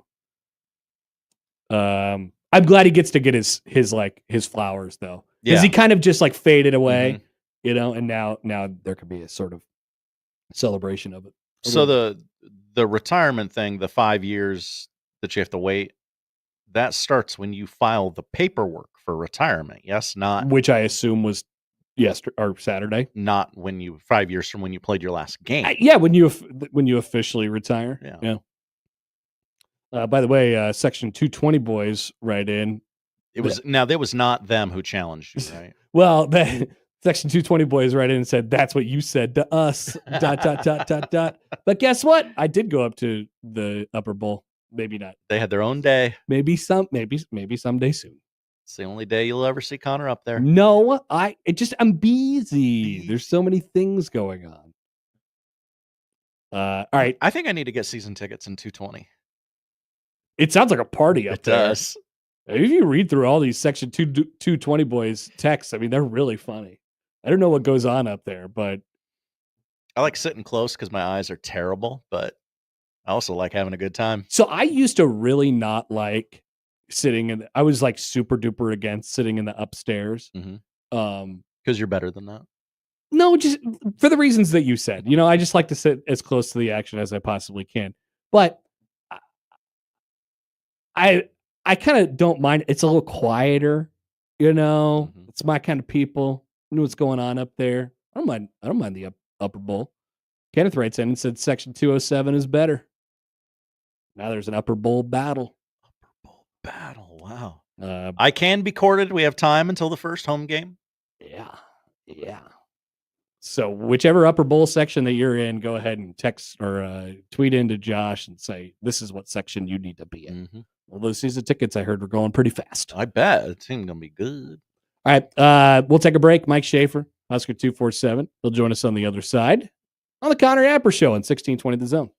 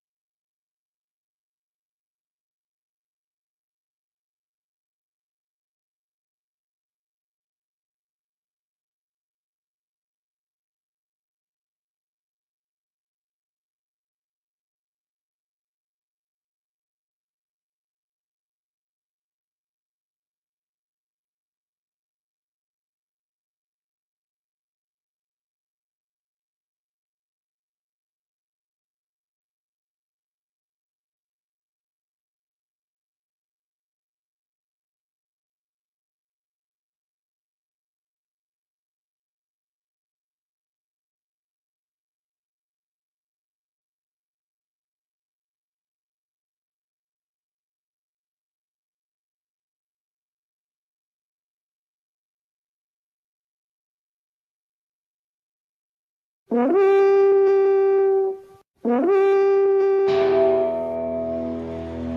the Guardians. Yeah, I have statistics to back up that we have people that listen. Mike Schaefer. Anytime there's sort of a debate as to who can do something, Happer would always put his name forth, for sure. Husker 24/7 on the Connor Happer Show on 1620 The Zone. I could be a star. All right, we're going to see if we can get Mike Schaefer. And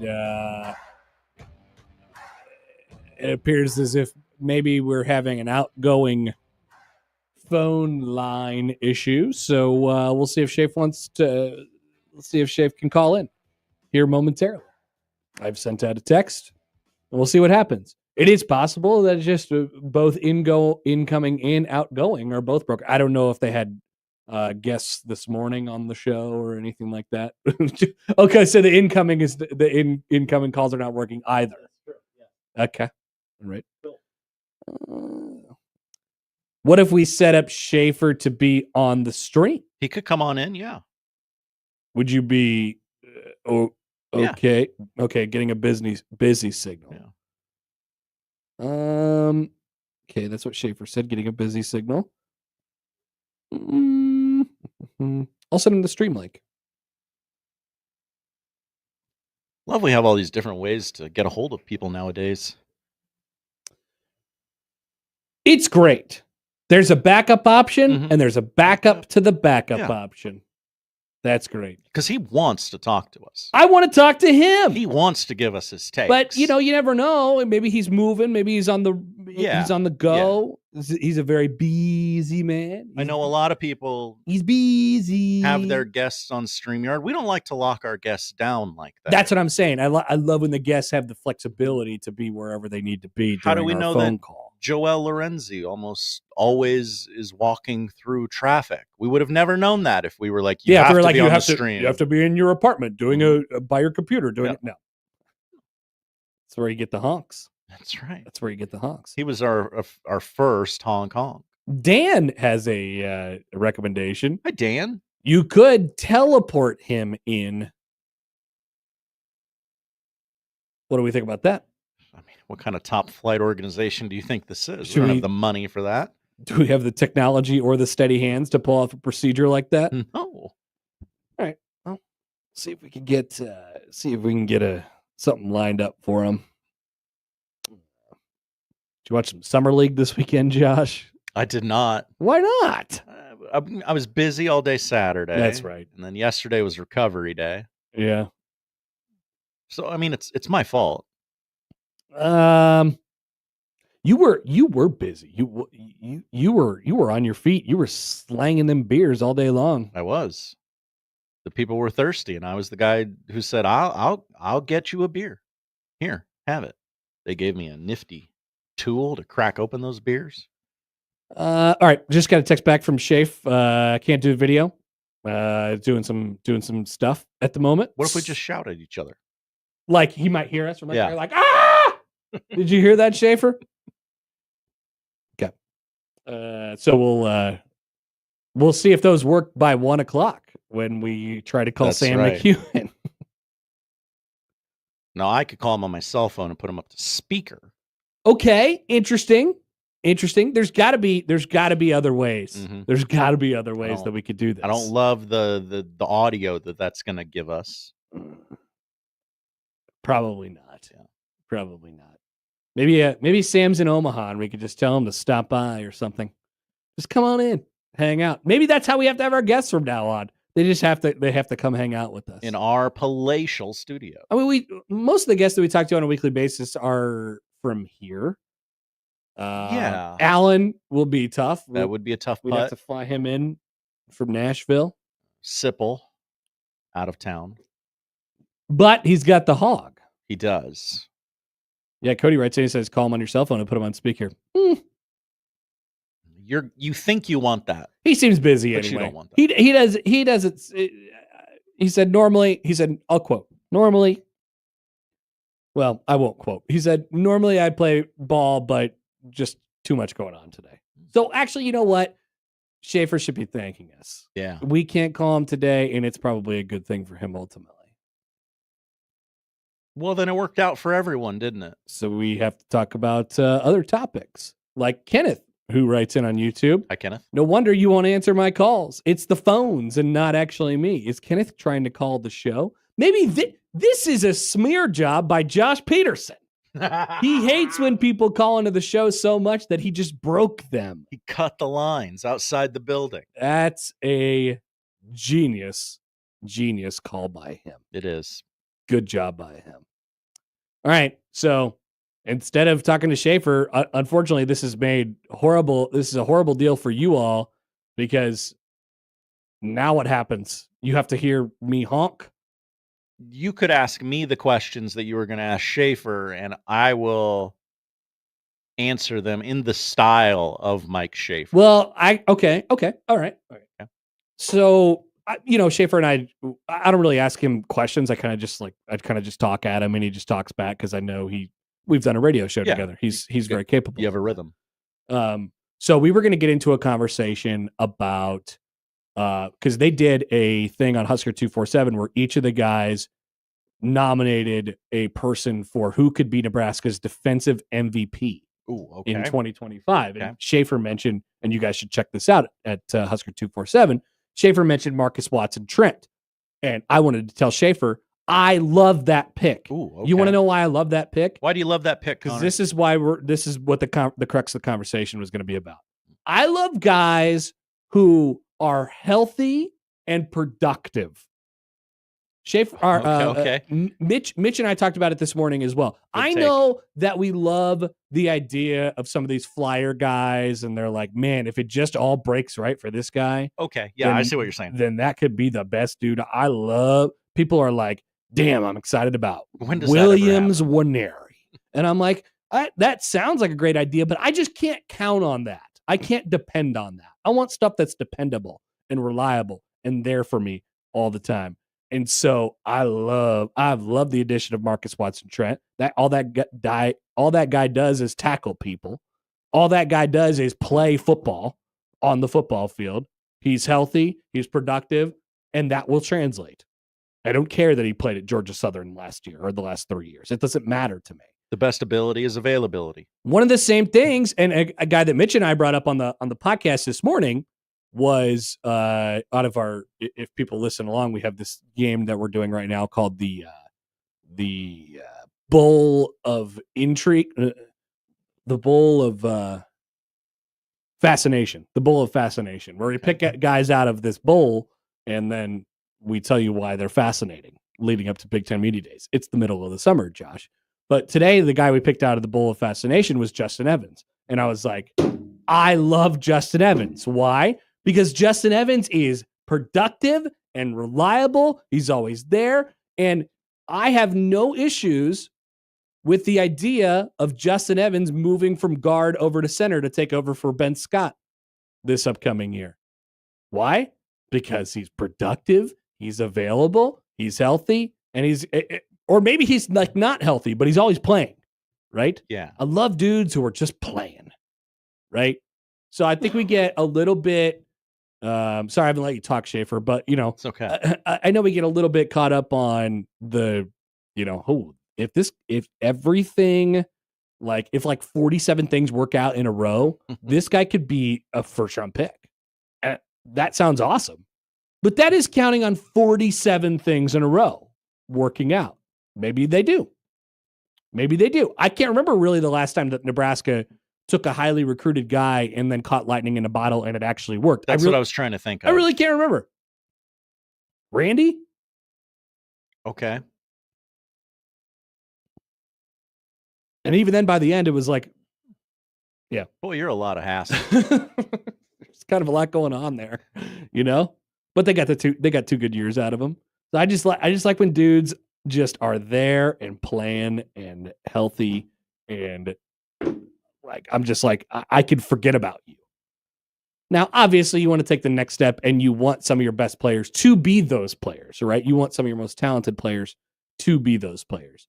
But I think Nebraska is still in the stage where they need just a bunch of guys who are consistent as the day is long. Just give me some dudes who can like execute to a certain extent. I don't want to go too far down that road, like because when you talk about just dudes who can execute, you're limiting yourself and your ceiling a little bit. But I just give me a bunch of guys out there who are like that, and then sprinkle in a couple of the wild cards, sprinkle in a couple of the playmakers. I think that's a really good recipe for Nebraska. I think that will lead to them having less mistakes. I think that will lead to all the special teams screw ups of the past 15 years, 10 years, dissipating a little bit. Just get consistent football players.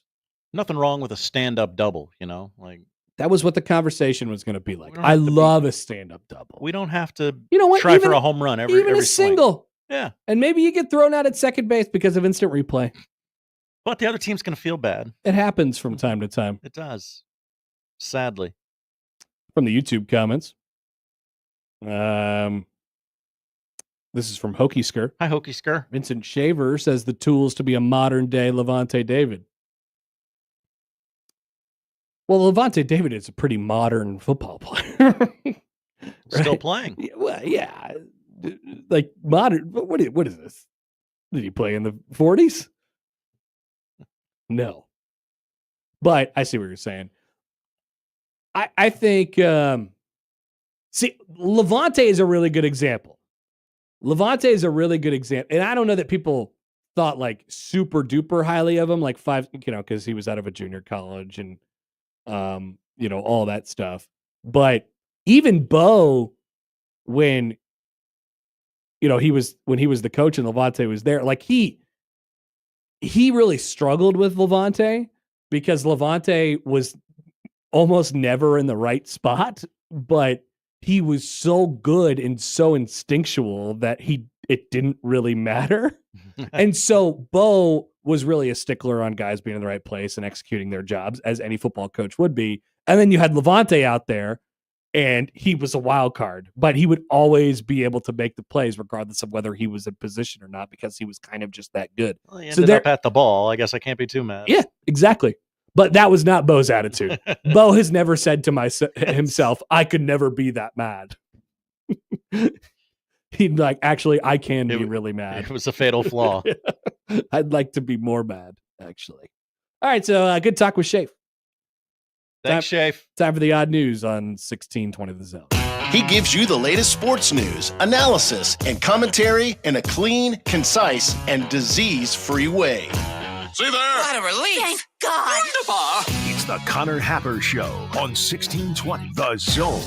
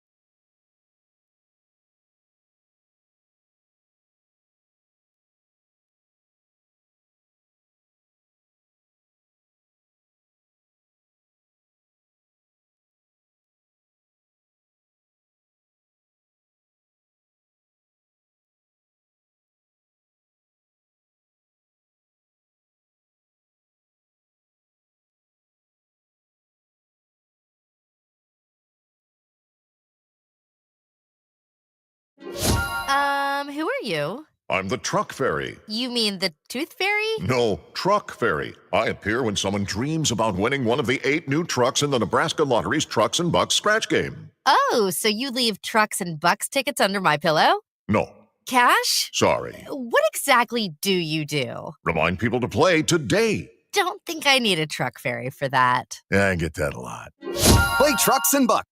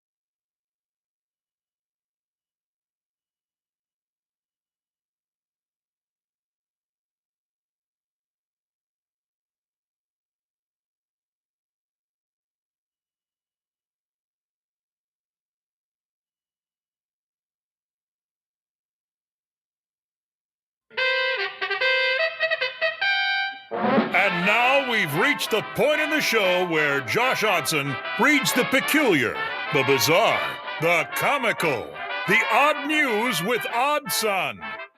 Odd news, Odd Son. See what we did there? The odd news with Oddson.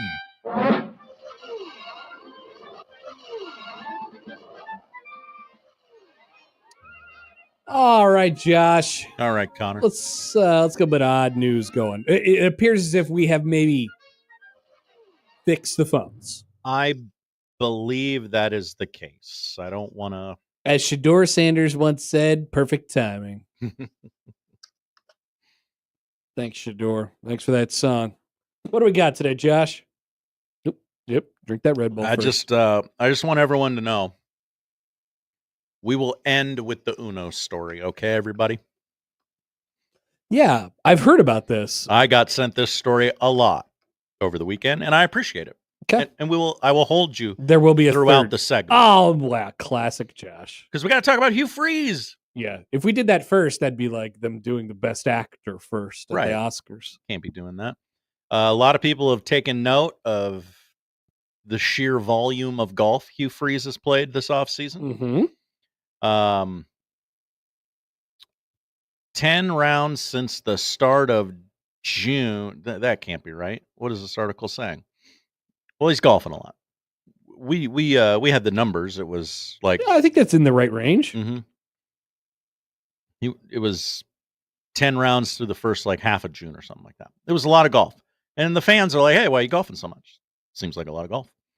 Freeze was a guest on David Pollock, remember him? And his See Ball, Get Ball podcast. What a great name. We are running out of phrases.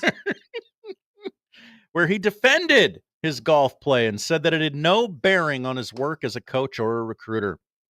Quote, I know that this is a time where people are looking for things to write about, and I do love golf. I enjoy playing.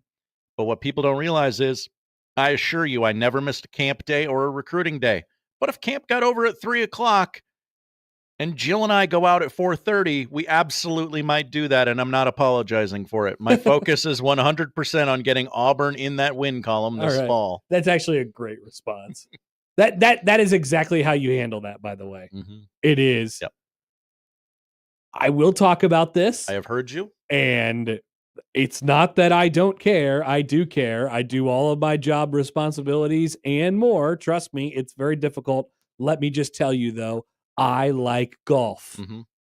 That's the story. And now, anytime between now and like, I don't know, maybe somebody asks it in season after a tough loss, hey, do you think your golf game cost you this football game today? He can say, I've already addressed that. I've talked Next about question. the golf thing. Mm-hmm. Thank you. Nice job, Hugh Freeze. Yeah. An upstanding citizen, as many are saying. I know a lot of people are looking for ways in their home. A lot of homeowners listen to the show and they want to keep their house cool during the hot months. But, running that AC all the time is pretty expensive. So they're looking for workarounds, Connor. Mm-hmm. Maybe you want to do what people in the UK are doing. I'll tell you what I'm trying to do. Mm-hmm. My young daughter likes to be outside, but it's very hot outside. It is. So one of the things that sometimes happens is that like the screen door is open or like the front door is open, and I'm like, look, outside is closed. We got to shut it down. Mm-hmm. We're gonna have to put iron curtains up. That's what we're gonna have to do to keep this air conditioning inside. That's right, Connor. Yep. Sorry, I'm laying down the law on that. Maybe you want to do this. Maybe Gary wants to do this in his incredibly muggy home. It appears as though citizens in the United Kingdom have gone to spreading yogurt on their windows to keep the house cool. No, like kind of works like sunscreen. I guess. Dr. Ben Roberts, a senior lecturer in healthy buildings at a UK university, said applying yogurt to the outside of windows can lower the temperature by up to 3.5 degrees Celsius. What's that in Fahrenheit? I don't know. He has pointed to the... What is that? It can't be much. It's got to be like 6 or 7 degrees Fahrenheit. which I guess could make a difference. He has pointed to the results of a month-long experiment to show the method has brought results. He said, we can't get houses to cool down during the day. That's a real problem for a lot of people. So we started looking at shading solutions, stopping the sun from getting into your house. In May, him and some other scientists experimented on 2 identical test houses by putting yogurt on the windows of one but not the other. The experiment found the indoor temperature of the house with yogurt on the windows was on average 0.5 degree cooler in Celsius, but up to a maximum of 3.5 degrees cooler when it was hot and sunny. Ben, the doctor, said the smell of yogurt disappears after 30 seconds. I don't believe that to be true. Really? If I'm baking yogurt on my windows all day, I'm betting that smell is coming back around in the afternoon. Just a hunch. There's no chance that is scientifically tested. According to the doctor, the yogurt forms a thin film on the window itself and reflects some of the incoming solar radiation as it is a light color. They used a supermarket brand, of Greek yogurt that has a fat percentage of about 10%. The doctor was surprised by the results. He said, I didn't think it would be that effective.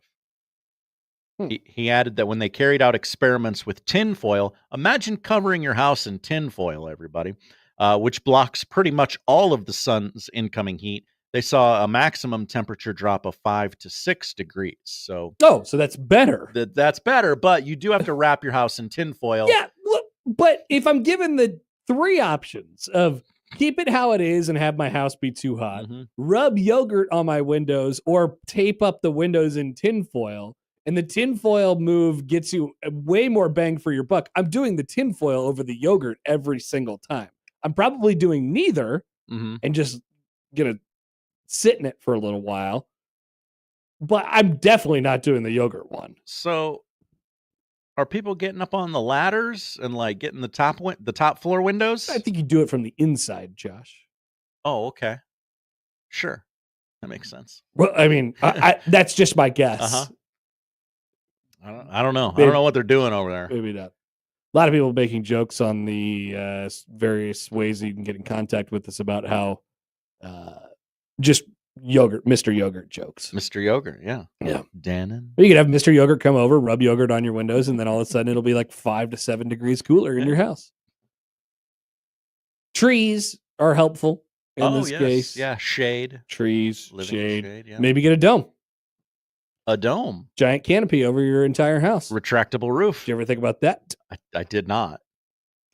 I think there's just a lot better options than rubbing yogurt on your house. Yeah, I don't know where they yogurt's the thing we need to test. Not in the story. We got a tweet here from your wife. My wife. Who, happy anniversary. Thank you. Not to you, to her, but I said that to you earlier. 6-year-old said he'd lick the yogurt off the windows if you did that. I think he would. He's a monster. Now, that would be bad for everybody. Now, this next story also applies to my child because he loves the card game Uno. Here it is. Many Americans, the big one. Casinos may conjure up glamorous images of James Bond-style sophistication and dark room games of baccarat, but a new venue is due to launch Uno. Are you a baccarat guy or a baccarat? A baccarat. Baccarat? Like a Midwestern American? Yeah, that's right. The card game, popular with families and children thanks to its simple rules, will be the main attraction at a dedicated suite in Sin City this week, with similar Uno venues planned nationwide.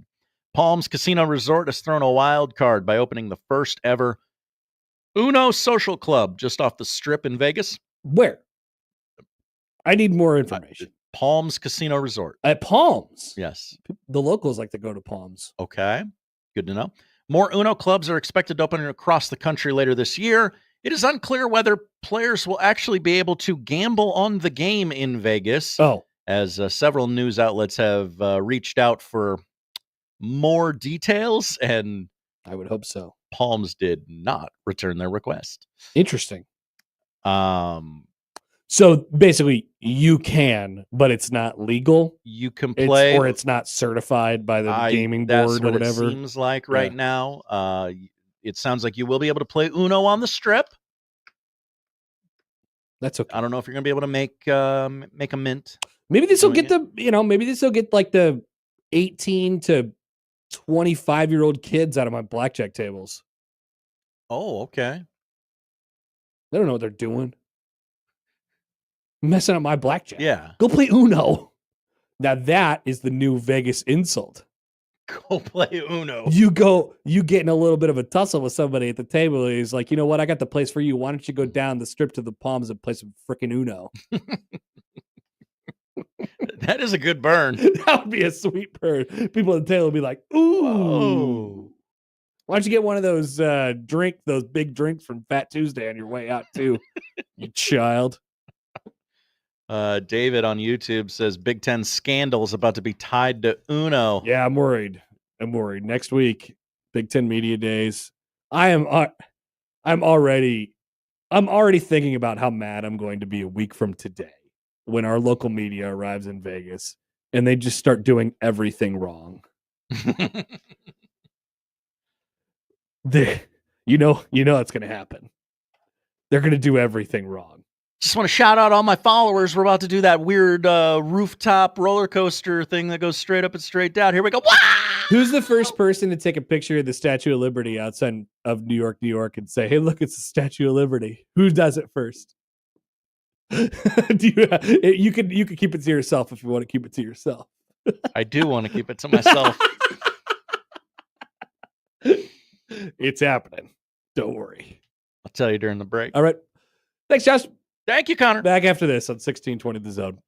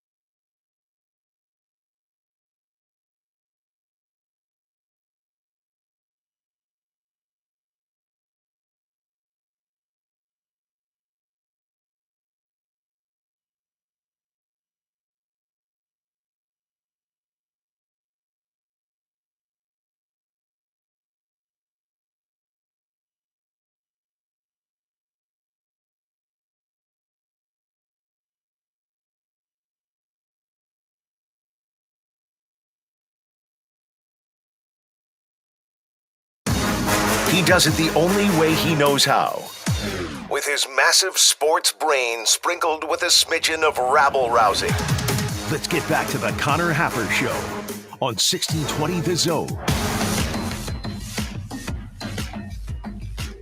Greg Sankey, the SEC commissioner, has done his State of the Union and hosted a question and answer period at SEC Media Days in Atlanta. He's so ATL.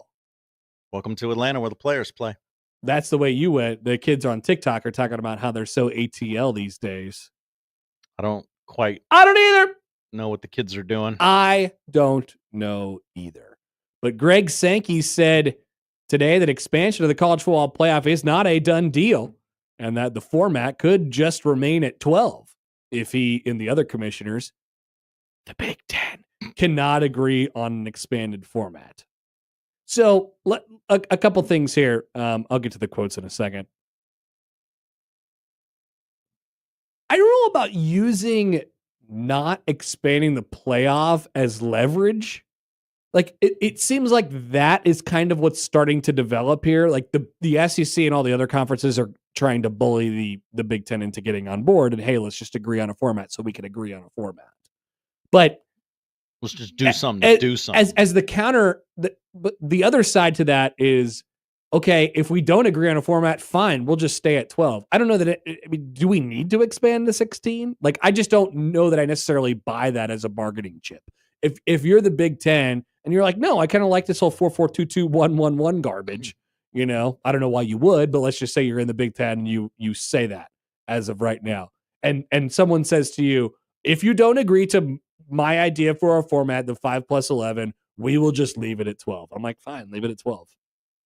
That would be my response to that. Do we need to see it go to 16? I don't think it is a need, but I'm not trying to get more money for my respective conference. That is true.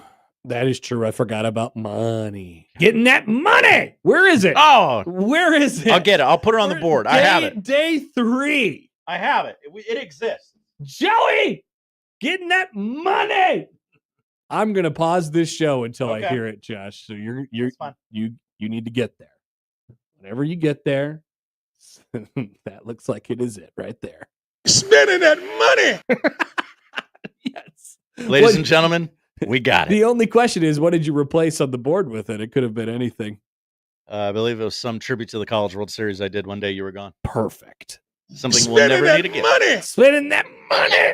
Joey, where's Joey at? Spending that money.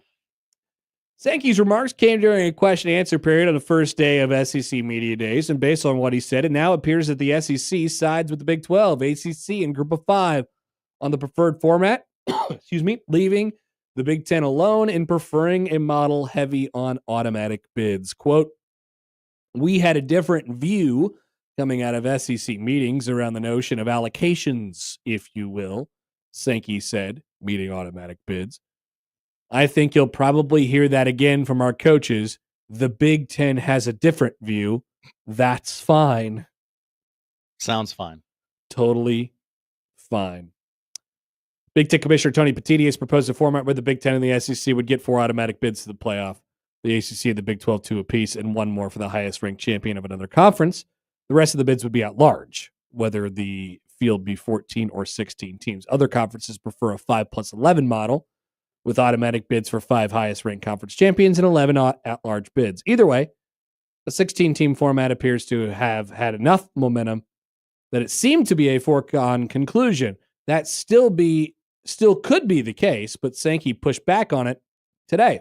Quote, we have a 12-team playoff, 5 conference champions. That could stay if we can agree.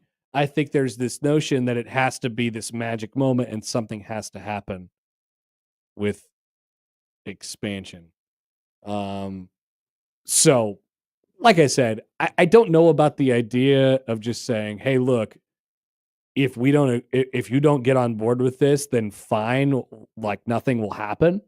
We'll just stay at 12. Number one, because ultimately I don't see the Big Ten staying on this island.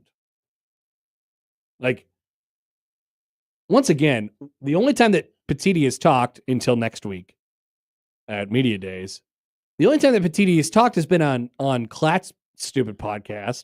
And Petitti was like, yeah, whatever, just lob up some ideas. I mean, I love ideas. If you got an idea, I'll listen. I love ideas. And now it's been painted out by the SEC that the Big Ten is alone in this island, and they're like defending this 4-4-2-2-1-1-1 model with their livelihood. And I don't think that's an accurate representation of the situation. I don't think that's, once again, Like, I think the Big Ten can be moved off of this. And it wouldn't surprise me. I don't know anything, but it wouldn't surprise me if Petiti came out and was like, yeah, I think this 5-11 thing probably works. We just got to get to work on it. It wouldn't surprise me if he just downplayed the temperature on this entire thing. I think that's another thing that's been wildly misrepresented. Once again, the SEC and all the other conferences now feel that it's important to put pressure on the Big Ten, and the Big Ten's just sitting here like, what? I thought we agreed, and nobody's convinced me that the other way is better, so I'm just going to stay on my position for now. Now, here's the other side. Here's something dumb enough that could happen, Josh. I'm playing out the scenarios in my head right now. Put this in the so dumb it could happen category. The Big Ten, like I said, I think it is an accurate representation to say that they don't actually really care that much about what happens. But like I said, they have been put on this island now by the SEC. They lost control of the narrative. So dumb it could happen alert. The Big Ten continues to fight tooth and nail for the thing that they don't actually care about because they have been put on an island. Oh, hello. Oh, what's that? You don't like this thing? I love it actually now. I'm going to date your mom even harder. Exactly. What do you think about that? So dumb it could happen. Yeah. They just want to win. It doesn't matter what we're doing. It doesn't matter what anyone else thinks. They just want to win. So they'll play the stubborn guy and drag their feet and not let anyone else get any work done. Okay. I could see the Big Ten doing that. Sure. We'll all find out together in 8 days. Yeah, he's got to say something. Yeah, I mean, he's gonna. Yeah, he either says, yeah, I mean, I don't know, I don't think anything has moved me off of what happens right now, or that he just completely flips and agrees with the SEC, or he just staunchly fights against it. I suppose there's like 3 options of what could happen. So that's the playoff stuff from SEC Media Days today. Maybe there will be some more stuff that comes out of that. We'll see. By the way, Josh. Yes, Connor. I have some news regarding today's show. I know Mike Schaefer did not join today, but we have a second guest to replace Mike Schaefer. We could never replace Mike Schaefer. Well, how about this? We're still going to have Sam at 1. Right after Sam, we will talk with the newly drafted Nolan Sailors. Whoa. We work fast. Whoa. We work fast. Good get, Josh. Great get, Josh. Excellent get by Josh. You seem surprised by this. I don't know why. You got it. Nice job by you. So speaking of talking to Sam today, I wanted to touch on something that he wrote in his Rewind, which is always a good read. He talked about Scott Frost for a little while, which everybody wrote their Sunday column about Frost. And now it's over. Sure. Right? The Frost stuff is over for this week. Unless you want to talk about the whole on the record, off the record thing.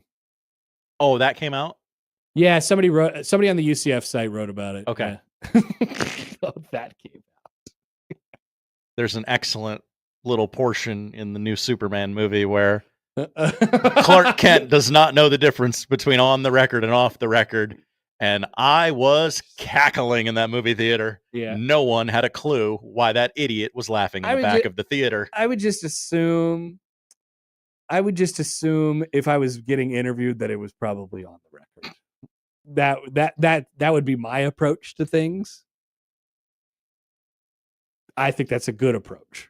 Seems smart. I think that's a good approach. I don't know how anyone could think that an interview with a reporter was off the record unless it was otherwise stated. Well, that's just my light read on the situation. You told us that might have been the case the other day, and I said, "Oh, yeah, no, that tracks." Given someone's attention to detail. Somebody on the UCF site, so they were trying to, defend it, or because the stuff that Frost said about Nebraska like made some national waves, and obviously Frost like wasn't a huge fan of it. He didn't want to probably draw attention to himself, even though he did say that one thing in the paper back in the day about getting that attention. He probably didn't want to draw attention to himself and all that stuff, but so he didn't want that to happen. But he said it. So Well, media guy said something like this might happen. Damn, he was right. What are you supposed to do? Anyway, so Sam wrote a column. So everybody wrote their Sunday columns about Frost, and that's cool. And there weren't, one of the things about last week was there weren't very many like diverse takes, and put myself in this category. I had the same take as everybody else. I just get to talk about it on the radio instead of writing another column about it. But like, there weren't very many like diverse. It was mostly just, hey, I wish Frost would take some responsibility. Yeah, great take. So he wrote a little bit about Frost, and then it kind of seamlessly got into this part. And I wanted to touch on it a little bit before we take a break here. So I'll start here in Sam's Rewind column. And so we're here, a week out from Big Ten Media Days. Itself a month out from a big, big, big season. 3 bigs, Josh, for Matt Rule and the entire Husker enterprise. He says, beat writer experience should count for a little, and mine says 2025 feels a lot like 2005, 2007, 2010, 2016, and 2019 in the okay time to see it category that looks for a leap from the previous plateau. Not always the same plateau, to a new height that looks and feels like progress. Nebraska got that in 05, did not at all in 07, collapsed late in 10 and 16, and fell prey to dysfunction in 19. In each year but 07, the schedule lined up. That's true again in 25. According to Phil Steele, Nebraska faces the 63rd toughest schedule, the easiest in the Big Ten. Is that right? The easiest schedule in the Big Ten? Wow, that changes my perspective. Nebraska has a returning starting quarterback, better receivers, a true number 1 running back, and a deep and experienced offensive line and secondary set for major competition among upperclassmen. If you were building the case, by the way, side note, if you were building the case for Nebraska being good this year, that is pretty much exactly to a T what you would write in its most simple form. Schedule lines up, returning starting quarterback, better receivers, although we don't know that yet. A true number 1 running back, deep and experienced offensive line, secondary set for major competition among upperclassmen. He says the kicking game should improve. 2 out of 3 new coordinators are clear upgrades, and Rules got, after 2 years of culture work, total buy-in from players. According to Phil Steele, Nebraska has the easiest schedule in the Big Ten. Phil, that was what Sam cited in that story. Okay, so let's think about this for a second. He compares this upcoming season to 05, 07, 10, 16, 19. 05 was Billy C's second year. And they got some progress that year. And then in 07 was his 4th, and it went poorly, and then he got fired after that. So his 4th and final. Nebraska in 2010 had some momentum, obviously coming off of 09, because we talked about this in the crossover earlier today, right? You fall a little bit short in the Big 12 championship game, but you throttle Arizona in that Holiday Bowl, and it's like, well, I mean, Bo literally said it himself on the podium after that game. Nebraska's back, and we're here to stay. There was some real momentum going into 10. But 10 ended with a whimper, losing in the Big 12 title game, and then the Holiday Bowl again. This time this loss was to Washington, and then it was the same thing for Riley coming off of 15. Remember, they sneak into a bowl game in 15, and they beat UCLA in the Foster Farms Bowl. They beat Michigan State that year, and there's real. I know people, Husker fans will tell you, I never believed in Mike Riley. If if you're one of those people, maybe you were. Almost everybody was on board after 15. There were some red flags, sure, but going into 16, I think everybody wanted to get behind that, and they started off 7-0, but it ended with a whimper yet again. Tons of momentum for Frost after 18, right? They finished the season really well. They won 4 out of their last 6 games. They competed with Ohio State. They beat Iowa, or they lost close to Iowa. Sorry. And then all of a sudden they go into 19 and they're like preseason ranked, and they got a returning quarterback who's a Heisman finalist, or he's not a Heisman finalist. He's a Heisman candidate, a Heisman odds leader, I should say. Ton of momentum going into 19. As much buzz for an offseason as there's been. And that never really got off the ground because, I mean, they just didn't. They never really came together. Dysfunction, as Sam puts it. They lost to Colorado. They got flea flicked, and a variety of other things happened that year. There was a Maurice Washington situation that was, I think, baked into that pie as well. Sam calls it an okay time to see it year. I think that's right. Let's make it snappy, though. This is the Matt Rule. Let's see what you got year. I'm dubbing it the Matt Rule. Let's see what you got year. Is that snappier than okay time to see it? I don't know. Maybe, Either way, maybe not. just, a lot of pressure. I think there is a real case to be made that at this point in the tenure, or at the point that happens after this season, in almost every case that we've had, this is post-Osborne, right? In almost every coaching staff that we've had, the truth will reveal itself by the end of year 3 in pretty much every case. And the reason I don't say it's specifically year 2 or not specifically year 3, but definitely by the end of year 3, is that different coaches they've gone into different situations, right? So the reason why this season has been the one that everybody's identified is because they got to a bowl game last year. They won the bowl game last year. The schedule lines up. The returners are coming. You've changed over some of your coaching staff and things like that as well. This is the Matt Rule.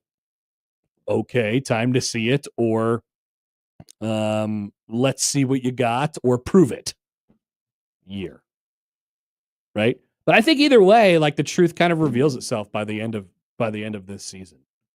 You know, if they're barely able to get it off the ground anymore, but they get to a bowl game and they don't really progress, they don't really make that jump going forward, I think the takeaway is probably, well, maybe we have to adjust what we think about the ceiling under Matt Rule is. Not that that's the worst thing in the world. You know, I think a lot of people would take winning 7, 8, 9 games, but maybe we'd have to adjust but I think you'll probably have identified a pretty clear ceiling and a pretty clear floor after this year. There is a lot of pressure that comes along with that. I think that's true. So it's a good thought by Sam. We'll talk to him coming up at 1:00. Let's take some phone calls here. Love this. This is awesome. The phones are a-buzzing right now. Let's go to Ryan first. Ryan, you're on the show. What's going on? Oh, yeah. I was just listening to what you were saying about just previous coaches. I mean, who the heck ever took Mike Riley seriously? I mean, really? Guy was a 500 coach. It was a joke from the day he was hired. That was just a stupid hire. It was all smoke and mirrors when he won those 9. What did he win? 9? Did he win 9 games that year? I can't remember. He did. How'd they start out? Yeah. Okay. I think the only team they played was it Oregon? Am I right? They beat Oregon. I mean, yeah, of course, Oregon wasn't any good that year because that coach, didn't he get fired? Yeah, they were not good. Yeah, I think they ended up going 5-7 that year. I don't know. I mean, every other coach I was pretty optimistic would make it, but I knew the day, whatever you want to call him, he was just looking to make money, and he was going to get fired at Oregon State. That was the talk. So, what do you think about this coach, Ryan? Are you optimistic about this coach? Oh yeah, absolutely. I'm on board with Rule. Absolutely. Yeah. Okay. Yeah. Yep. We'll Yep. see. We'll see how it goes. Totally wrong about Frost. I thought he would make it. I thought that was a home run, but we'll see. No, I think Rule's doing a great job. Thanks for the call, Ryan. Appreciate it. Yeah, I figured that would probably. I mean, there is a lot of people who are just like, I never ever was on board. It's hard to find a lot of it's hard while it's actually going on. It would have, in my opinion, it would have been difficult to find people in the moment who were like, no, I'm not on board with this.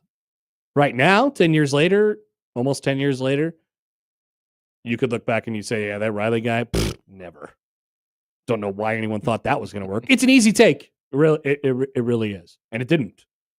It did not. So you have the benefit of the doubt going there. But I don't know. People, I know everyone knew why it was happening in 2016, why they were winning games the way that they were, and how good they actually were. And I know that's all true. They didn't really beat anybody during that period of time, but they were winning, and people were happy about it. I like when they win. The Husker fans like when the Huskers win. Yeah. Right? I do. I really do. Hokey Skur writes in. Hi, Hokey Skur. I fell out of my seat laughing when they announced the hire of Mike Riley. It was a confusing day, that's for sure. We had to find out who he was. I got my packets ready for the announce. I'm sorry, I don't have a packet for who? Kind of came out of nowhere too. It was just like, oh, yep. They announced that because nobody had really, if I remember right, back to late 2014. I don't think it was reported that he was on the radar really by anybody, because he was. And then the thought was based off of that I, of course, like went off on his own and kind of did his own thing, which seems like was definitely true. But the first time anybody heard about Mike Riley potentially being the coach at Nebraska was when Nebraska announced the hire. That almost never happens. Never. There's a hot board for everybody. And I don't think Mike Riley was on a single one of them. There's a million Josh Petersons running around at this school. Yeah. Let's take another phone call. Here's Jason on the Prairie Flower Casino Zone hotline. Hi, Jason. Thanks for calling. Yeah, thanks for taking my call. I was one of the people that was, I don't know what the word to say is, but as I learned more about Mike Riley, I started to believe in him before his first game because of his coaching staff. He was the NFL head coach for the Chargers. He was well connected and well respected by his peers. But after our first game against BYU, I completely was off the bandwagon because we lost that game by Hail Mary. But if you look at what happened, Riley was calling timeouts when they didn't have any. He just completely choked. So he showed me that he was, that it was all true. The second year, I predicted we would go 8-0. We went 7-0, and people forget that we lost to Wisconsin in overtime. If we would have beat Wisconsin, we would have won the division, and we would have played for a Big Ten championship, which is crazy considering Mike Riley, because we know who he is now. So it was a short-lived time for me to believe in him, and we really haven't had a winning quarterback since him, actually. So I guess, people that didn't believe in Mike Riley are basically the people that were listening to the media, and they don't really know football. And even though they were right, Riley just he has the resume, but he doesn't have the wins. So it's a bad chapter in Nebraska football. Now, and then Scott Frost came along and said, "Hold my beer." So literally, it's pretty much, But yeah, thanks. Thanks, Jason. Appreciate it. What? We just got 2 back-to-back calls about whether you believed in Mike Riley or not. What in the world? I mean, I know we talked about it, but that really tripped the trigger with some people. Yeah. That's awesome. Did not Have that on my bingo card today. No, I really didn't. But I do think this is a big inflection point for Matt Rule coming up this year. Does that make sense? Some tides are going to turn if it doesn't go a certain way. Yeah, I mean, I guess you could. Now, you never know until you know, because as Jason just mentioned, people do like to forget that nobody felt good after 16, even though they won 9 games, because of the way the season ended, right? They got blasted by Iowa. They got blasted by Tennessee in the bowl game, lost to Wisconsin in overtime. And nobody felt good after 16, really going into 17, so they needed something to kind of jolt them. Mhm. Enter Bob Diaco. Boom. For 2017. That'll fix stuff. Best dressed. Yep. So, yeah. Momentum is a thing. And I do think off-season momentum is a thing, like going into the, from the previous season, because I do think it has an impact on your fan base and the way people feel about it. So I think there's some really important moments, especially early in the season for Matt Rule. You get in a close game, you prove that you can win one of those games. By the way, we can talk about this in depth a little bit more later. Speaking of Nebraska's first game, saw Bill Connolly's preview the Big 12 today. Billy C. Guess who was picked dead last? Scott Frost. Close. Close. Well, I mean, he was close to last. Oh, okay. Cincinnati. You got it. The only team with a negative SP plus ranking in the conference. Whoa. Offense ranked 86th. Defense ranked 49th. Special teams ranked 88th. Cincinnati. Imagine being bad at special teams. Now, if the Big 12 would have done a conference media poll and they weren't a bunch of losers, then we would actually have something to make fun of. Yeah. What? But now we just have SP plus and the analytics nerds tell us whether they're going to be good or not. When's the Big Tens come out? Monday?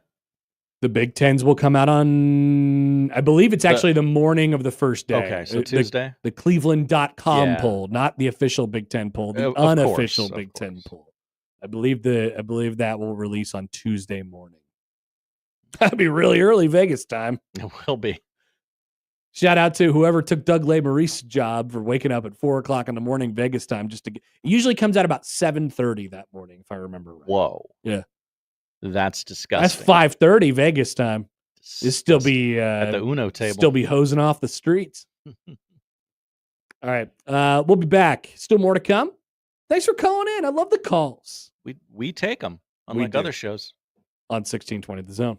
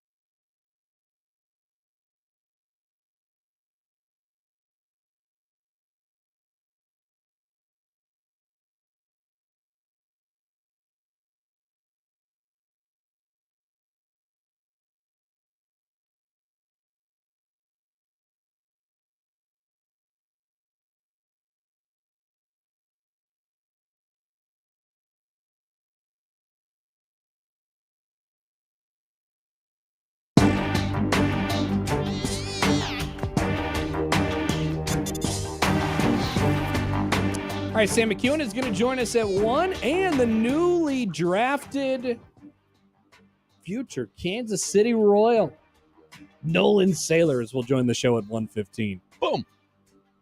Coming up.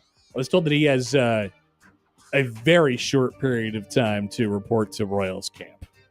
Oh, that's right. You were saying some of these guys got like 48 hours. Yeah, so we're squeezing in a tight window. Window. And he's going to make time for us. Yes. In that tight window. Honk, honk. We're a tight window within the tight window. Honk, honk, honk, honk. So that's coming up at 1:15. Here's a text from Corey. Hi, Corey. I think more people were sold on Mike Riley, even though nobody knew who he was, because they were so tired of the Bonanigans. I've never seen that before. The Bonanigans. Josh, what do you think? I don't hate it. Bonanigans. And wanted the polar opposite. Yeah, we always do, don't we? When we fire a coach, we hire the exact opposite. We have a tendency to overcorrect. I was disappointed in the hire because of not even knowing who he was and was never fully on board, especially with his lack of success in the Pac-10. But I still supported it because I wanted to believe in the program trying to bring respectability back to it. Definitely. Yeah, I think that's a pretty good way to summarize the feelings of most at the time. Yeah, once again, I didn't expect to unpack a little bit of the Mike Riley era today, but here we are on June 14th. A great day. Happy anniversary and happy Con Air Day. It's a great day. Truly is. One of the best days. Yesterday in the Major League Baseball draft. We won't spend very much time on this, but felt as if it should be brought up because we talked about the draft and it's kind of its process on Friday. And people had some questions to ask about it. And one of the points that we made was, sometimes signability is a factor. Sometimes we don't know who's drafting the number 1 overall pick. We know which team that they're going to be assigned to, but we don't know who's actually doing it because sometimes they fire their general manager and their manager like 5 days before the draft starts. Weird. Super odd. So the Major League Draft can tend to be a wild card. Sometimes, like this it'll never happen. Well, it'll rarely happen where a projected 4th round pick in the NFL goes at the back end of the 1st round. Like that hardly ever happens. It does every once in a while, but in baseball it happens all the time. Well, Shedeur, the exact that was the opposite, that. Right? Now that will happen. Okay, that will still happen. So what we had in the Major League Draft, what this ended up being is Eli Willits going number 1 overall. He was the 5th ranked prospect by MLB.com going into the draft. And then maybe even more surprisingly, Tyler Bremner. That was the one that I was really surprised with. A pitcher out of UC Santa Barbara who was the 18th round, or the 18th overall rated prospect in the draft, went 2nd overall to the Los Angeles Angels, leaving the Seattle Mariners to take the assumed number 1 pick, Cade Anderson, the pitcher from LSU, in that 3rd spot. And then the draft basically continued as normal after that. Ethan Holiday, Liam Doyle. I've got some Ivar Arquette in there. That's a College World Series guy that got in the mix. So a couple things here. Once again, I don't know who's drafting for the Nationals, but they are absolutely nuts. Same thing with the Angels. This is crazy. But as a general manager, it's funny because in baseball, a lot of times if you have a bad draft in the NFL, like your job's on the line, really, if you go out on a limb and people don't like your draft, your neck's on the line like very soon after that. Yeah. In baseball, it's not really how it works because you could always say, oh, this guy's got more time. He might work out, and it's not, and you get so many picks and there's so many people in the system and there's other things that you could do. So the draft is just not like the highest priority for these organizations, although it should be really high. 7 out of the top 10 picks were high schoolers. 11 College World Series guys from this year were picked on the first day, and a whole bunch more who had been in it before. And that was the first 3 rounds, of course, last night. Now, maybe we are college baseball honks on this show, but I've heard this from around, over the last couple of days, including when I walked in. Nick was like, "What's up with taking these high schoolers?" And I'm like, "This is kind of standard, standard process." But I will agree with him generally on this point. I know one thing I've noticed is that the college guys, and I think we've made this pretty clear on our College World Series broadcast over the last couple of years. To me, it seems like the college guys are really polished. I said it at the World Series, like I thought Cade Anderson could be in somebody's rotation today as like a fourth starter, or something like that. Like I think that guy could go in and get major league outs right now. That would never happen, but I think that guy could go in and get major league outs right now. And so especially that's happening at the top schools, LSU being arguably the top school in the country, the destination to develop and play baseball. I know why teams want to go get high school guys, get them in your system, mold the ball of clay, however you see fit. That's awesome. But chances are you're going to have a guy that's going to be able to help you pretty soon with a college guy. Maybe the ceiling is a tad lower in some cases, although we've seen college guys with really high ceilings before. But it's I do think we've seen a little bit of a shift in that category. So I did some research this morning. So I was looking at the last 5 drafts. This is first round supplements and then competitive balance. So this is all, it could be, technically last night there was 43 first rounders with the competitive balance. Shout out to Bobby Witt Jr. for getting the Royals that extra pick in the draft, the incentive, the prospect promotion incentive. I know these rules sound really weird, but it's a thing. They're all called weird things. So yeah, there's competitive balance round, there's prospect promotion incentive, there's competitive balance A, there's competitive balance B. And I think there's a C in there or something like that too, but maybe that's a little bit later. Anyway, so there were technically like 43 dudes drafted in the first round last night. Going back, 39 in 2014, 39 in 2023, 36 in 2022, and 36 in 2021. So out of those 193 first round or first round plus draftees in the last 5 drafts, 46% of them were high schoolers. Here's a list of high schoolers that were drafted number 1 going back to 1975. Okay. This should be 75? Whoa, okay. Going way back. I was rocking and rolling this morning, Cooking. Josh. So Eli Willits, 3 years ago, Jackson Holliday. 2017, Royce Lewis. This is good players. 2016, Mickey Moniak. It's been a bit of a struggle. 2014, Brady Aiken, who did not sign in that draft, and then there was another high schooler taken after him. 2012 was the Correa-Buxton draft. So Correa went 1, Buxton went 2. Okay. Oh, okay. And those guys are both high schoolers. 08, so that's pretty good, right? Those are stars. Buxton, home run derby tonight. 2008, Tim Beckham, colossal failure. Ended up was mildly productive at the major league level for a little while, but not much. 05, Justin Upton, good player for a long time. 04, Matt Bush, didn't really work out. Then he had like a resurgence later in his career, and then, not much after that. 03, I didn't realize this until I looked at this morning. Delman Young was the number 1 overall pick in 03, and he was a high schooler. I did not know that. 01, Hall of Famer Joe Mauer. That one worked. Yeah. 2000, Adrian Gonzalez. That one worked. Yeah. 99, Josh Hamilton. Bit of an up and down path to getting there, but did it work? Probably goes in the worked column. Maybe not for him and his health, but he was a productive baseball player for a long time. Excuse me. 1993, Alex Rodriguez, as Michael K would say. A-Rod. Rodriguez. 91, Brian Taylor. 90, Chipper Jones. Larry. 87, Ken Griffey Jr. 84, Sean Abner. 83, Tim Belcher. 82, Sean Dunston. 80, Darryl Strawberry. 79, Al Chambers. And 77, Harold Baines. This is a mixed bag. Really is. But I do think that's the story on just the baseball draft in general. I mean, we've had enough. You could probably do any slot. Exactly. Any slot Yeah. with any type of guy. It's just like, yeah, you got a 50-50 shot. Right?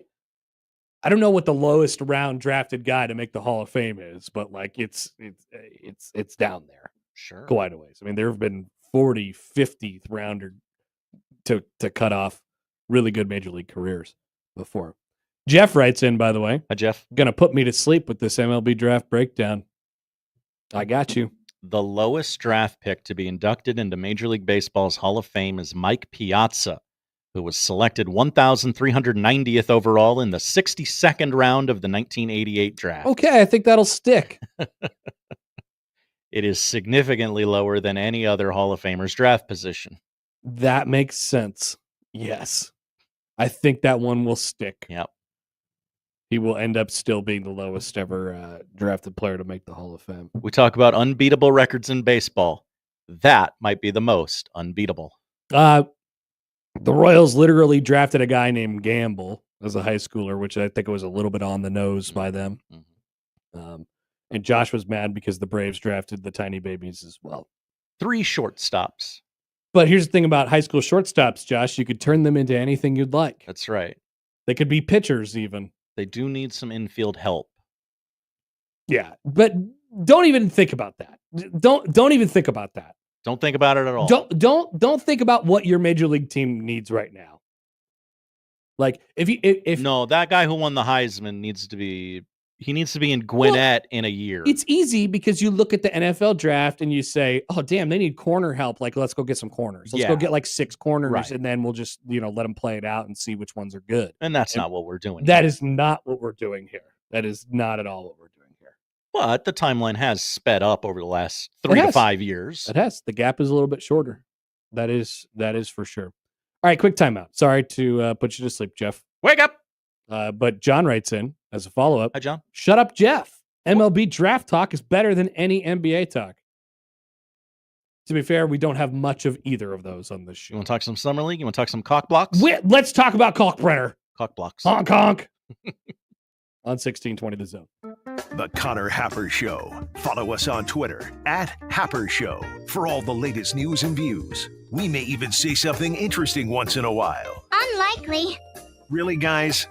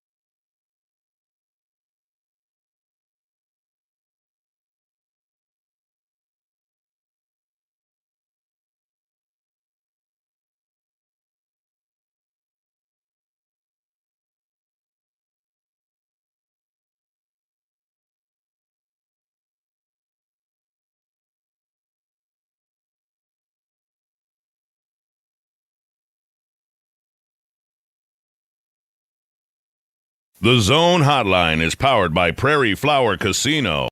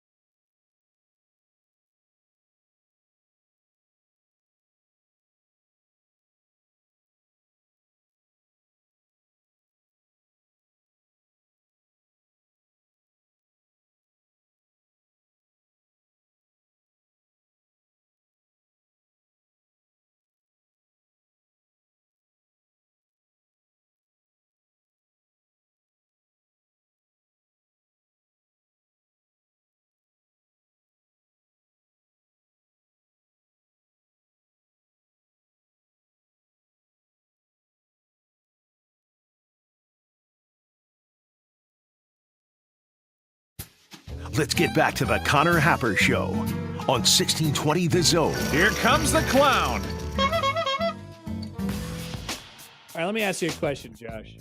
So, if you thought the MLB Draft breakdown was boring, I got something for you right here. I didn't think the MLB Draft breakdown was boring. Thank you for saying that, Josh. How nice of you. Mm-hmm. And we have an MLB draftee immediately after being drafted. We have questions for Nolan because mostly I want to know. Yeah, mine are just logistical questions. How did it happen? Mm-hmm. Did you get a text? Like the one guy, I don't remember who it was. Somebody, that none of the draftees attended the draft this year. They were all watching in their living room with their families. Not a single one. I forget the draft pick. It was the second one. But he goes, watch this. It was the guy who went second to the Angels because it was Bremner, because nobody thought he was going second. Everybody's on the edge of their chair. He's on TV. He's got his mouth covered with his phone, and he get this big smile on his face. He's got all these people around him. He puts his phone down, and he's like, yep, this is the one. And people are like, whoa! And then the draft pick comes up. That was a great video. Yeah. I loved that video. No, but I got something else for you, Josh. Okay. Tennis rivalries. Tennis needs rivalries. It kind of does, actually. So it was brought to my attention last night that Yannick Sinner and Mr. Alcaraz, Carlos, I always call him Mr. Alcaraz because I just think it's funny for some reason, have now, one of those two has won now each of the last 7 majors. 7? We're on a run now. And of course, the U.S. Open in beautiful Flushing, Queens is coming up in a month or so. End of August. 2 months. Not quite 2 anymore, Josh. Damn. Yeah, it's coming up. It's coming up. Get ready. You're going to see all the New Yorkers out at the U.S. Open. We'll be playing tennis on the hard court. That's right. So Sinner has won 4 majors in the last 2 years after winning Wimbledon on Sunday. Thank you. Alcaraz has won 3 out of the last 7 majors. In 3 of those 7 majors where one of them has won, they have played each other 3 times in the final. So a lot of people my age or whatever, they think about the tennis glory days and they're like, man, this is nothing like when Federer and Nadal were just trading. It probably isn't yet. But at its peak, that rivalry, we only had 11 majors in a row from mid-04 through 07 when it was either Federer or Nadal. And then Novak Djokovic started mixing in there a little bit. At its peak, they ripped off 11 in a row where it was either one of those guys. We are already at 7 with Yannick Sinner and Mr. Alcaraz. I'm just saying. It's heating up, Josh. Watch out. Many are saying. There could be a tennis rivalry coming to your city. My city? It's coming to your city. Exactly. What do you think about that? It is good for the sport. It is important. It doesn't seem like it's firing you up at all. Well, I need him to. What? I need him to say something. Why? Federer and Nadal didn't say anything. All right, that's true. They didn't say anything. I don't even think Federer speaks English. Or Nadal, sorry. Nadal. No, what if they met in L.A. for a gold medal match? You wouldn't care about that. I would care about that more. Neither of them have a... They just met in the Wimbledon final. That's the Wimbledon final, Josh. If I can't get you to care about the Wimbledon final, I can't get you to care about anything that's going on with tennis. I think I'm right. I think I'm right. I think I'm right. It's not that I don't care. Because, they're going to put the Olympic singles final on at like 4 o'clock in the morning or something like that. I guess it's in America now, so they'll probably make it a prime time event. But, I mean, these guys are cooking at a historic rate right now. And I know it might not seem like it, so I just thought I would bring it to your attention. And I know a lot of people will say, no, This isn't it. This is nothing like Nadal and Federer. This is nothing. Well, I mean, it has to start somewhere, right? It's got to start somewhere. Or people maybe like slightly older than me would say that it's nothing like Sampras and Agassi. Oh, that was burning hot, I remember baby. Sampras and Agassi. They were one of them was clean cut. The other one had a mullet. They were losing majors to dudes like from, as they would say for the basketball players who were playing in like the 50s, they were losing majors to plumbers. They were losing majors to plumbers all the time. Yannick Sinner and Carlos Alcaraz, they're not losing any majors to plumbers. There are 4 Americans in the top 16 right now. Could we get one of them in the mix and have it? But even when it was Federer and Nadal and Novak Djokovic, none of those guys are American. No, but they were megawatt stars, right? Those Sinner, Alcaraz, not megawatt stars yet. I will say it was cool when Andy Roddick was kind of in the mix there. Mm-hmm. And he wasn't even in the mix all that often. And but it was nice to have him around, right? Well, Roddick only won one major, I think, and it was the U.S. Open. Mm-hmm. Good major for him to win. U.S. Open in 2003. And then by that time, he was about to get wiped off the face of the earth because it was Federer time. 3 Wimbledon finals for Andy. 3 probably always lost to Federer. I'm going to guess so. Would be my guess.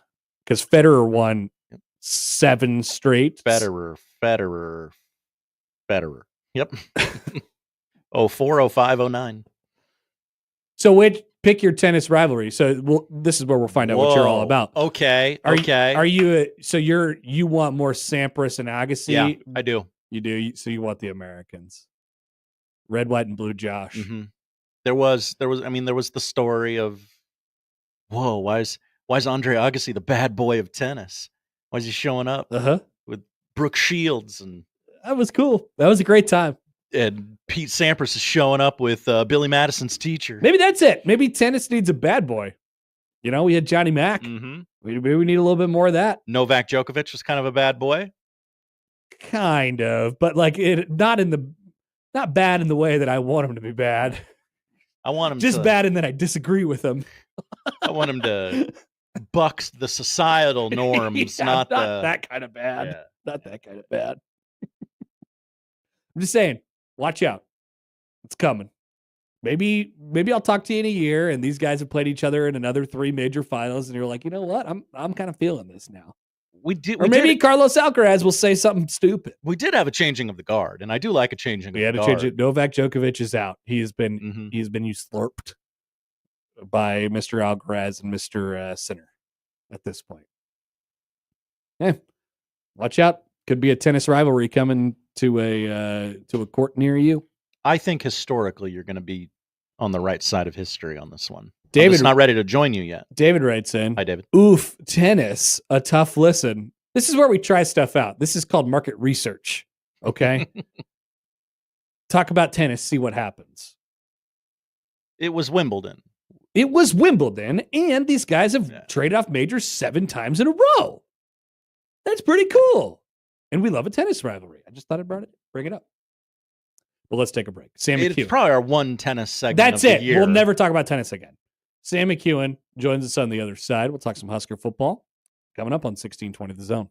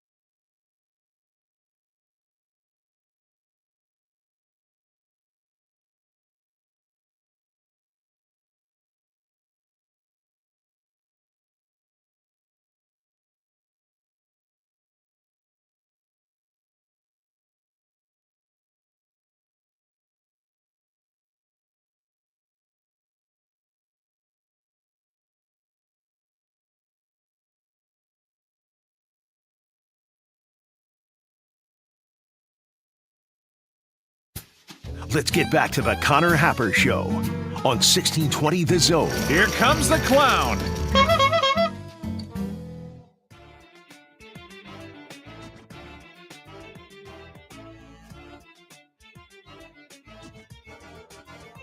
All right. Now we're about to find out a lot about ourselves. I got you. What you need? Well, I'm just saying. We didn't have Schaefer today. That was on us. We called Sam, didn't answer, and that's fine. We're still going to have Nolan Sailors on in a few minutes, assuming our phones work. Definitely. And people are making fun of us now because now we've talked about MLB Draft and tennis the last two segments. So where are we going? Anything to not talk football, right, Connor? I hate football. Suppose you want to talk summer league now. Interesting idea, Josh. Did you see Ryan Kalkbrenner? I didn't see it, but I heard about it. You didn't see it? No. I'm not going out of my way to look up summer league highlights, okay? Well, it should just be presented to you. If something comes across my eyes as I'm scrolling, I will gladly look at it. I'm not making an effort to go back and catch up on what I may have missed. I saw this play from 3 different angles. It was awesome. I saw it from the broadcast angle. I saw it from, there was somebody who was recording it on the side of the court, and then the Hornets came out with like they had a professional camera on the thing too from courtside as well. It was weird to see. So Kalkbrenner, I wonder what the story was here, and maybe somebody asked him after the game. He blocked this shot to win the game for the Hornets in the summer league game. He kind of a chase down like from behind, like it looked really funny as he does it. He starts like he's kind of like screaming, but almost in like a jovial kind of funny way, not like, yeah, I'm here, I'm arrived, one of those things at Summer League, because that's not what Ryan Kalkbrenner would do. It's almost like somebody had been messing with him or like teasing him or something like that. And he's like, yeah, I showed you.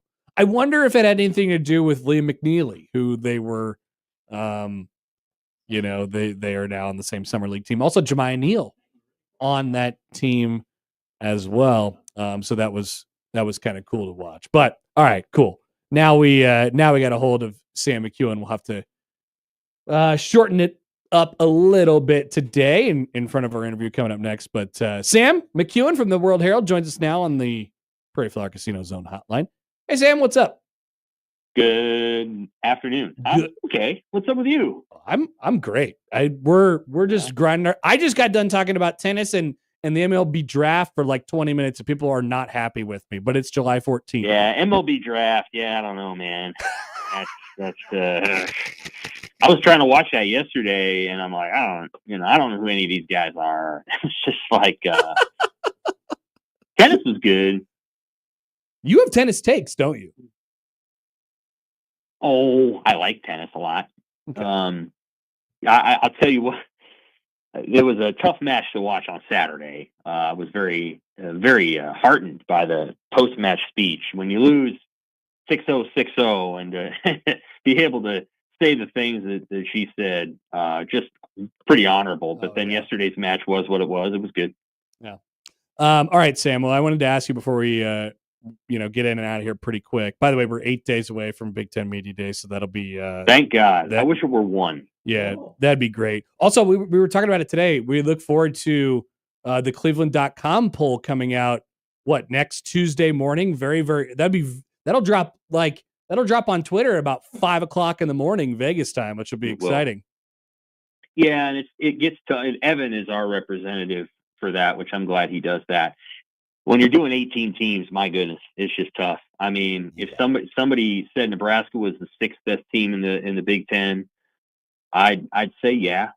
If somebody said Nebraska was 9th, I'd be like, okay. Like, you just can't. There's such a big, glut right there in the middle. And quite honestly, I think there's only really 3 teams that have distinguished themselves. And then from 4 to 10, boy, you could convince me that anybody's going to end up in those spots.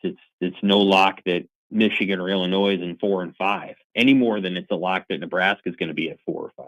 Where do you think Nebraska will get picked? Probably somewhere around 7 or 8. I think you're going to see the 3 that I mentioned, then Illinois, Michigan, and Indiana as your top 6.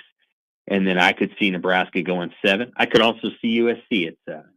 And then once you get past USC, I think you're probably in that Nebraska area. And that's probably about where it is. There's probably 10 teams in the league that are bowl teams, and I definitely think Nebraska's one of those. So they'll be in the top 10. I'd say 7 or 8 is where I suspect they'll land. I would probably pick Nebraska slightly higher. I'd also pick USC slightly higher, but we'll see what happens. Sam, you wrote in your rewind today something that sort of caught my attention. We talked about it a little bit earlier in the show, comparing the feel going into this season to some other Nebraska seasons where it feels like they had some momentum coming off of the previous one. So you wrote 05, 07, 10, 16, and 19, and those have worked out to a variety of different conclusions, sometimes getting the momentum that they needed, and other times ending, fizzling out, and other times not really getting off the ground entirely. I think the conclusion that I came away with was, the sort of connecting point there. One of them is the truth usually tends to kind of reveal itself going into a season like that. So whatever it might end up being this year, or maybe it will reveal itself by the end of year 3. Would you is that a connecting piece between those seasons and this one, or would you agree with that theory entirely? Yeah, for the most part, I think, although those aren't all year 3s, I do think it's definitely one of those seasons for Nebraska. The first season under Matt Rule was going to be spent really overhauling the culture. And I don't mean that in like some whatever kind of way. I mean, Matt Rule came in and got these guys hitting each other in practice and really promoted a level of physicality and aggression that Scott Frost never did. And frankly, Mike Riley never did. So it was almost like they were hitting the reset button and going back to the Pelini era and the way they played football maybe early in the Pelini era. So they got that done, but that was going to take a year. And then I thought last year was a revelatory year in the sense that I think Rule came to the understanding that you've got to do some different things with the offense and special teams. And so you saw the coaching staff really turn over, and you saw him go, okay, here are the guys that are really working, and maybe here's some things that aren't working, and here's what we need to do. And you just saw him change. And I think this year 3 now, you probably have the right coaching staff in place. And then I think you've got a second-year QB, lots of good things. So that's what I would say, Connor, is that this just feels like a year when you can take that jump. You can go from, mediocre to better. And they have the players to do it. I think they believe they have the players to do it. And I'm intrigued. I didn't realize because I guess I haven't dove into the summer magazines yet.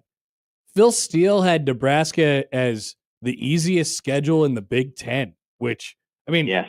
I would imagine that, most of the other magazines come out and they have them right around that. I mean, there's not much variance in the tools that these people are using. I guess I mean, I know what Nebraska's schedule is. I didn't realize compared to its peers in the league that some could look at it as the easiest.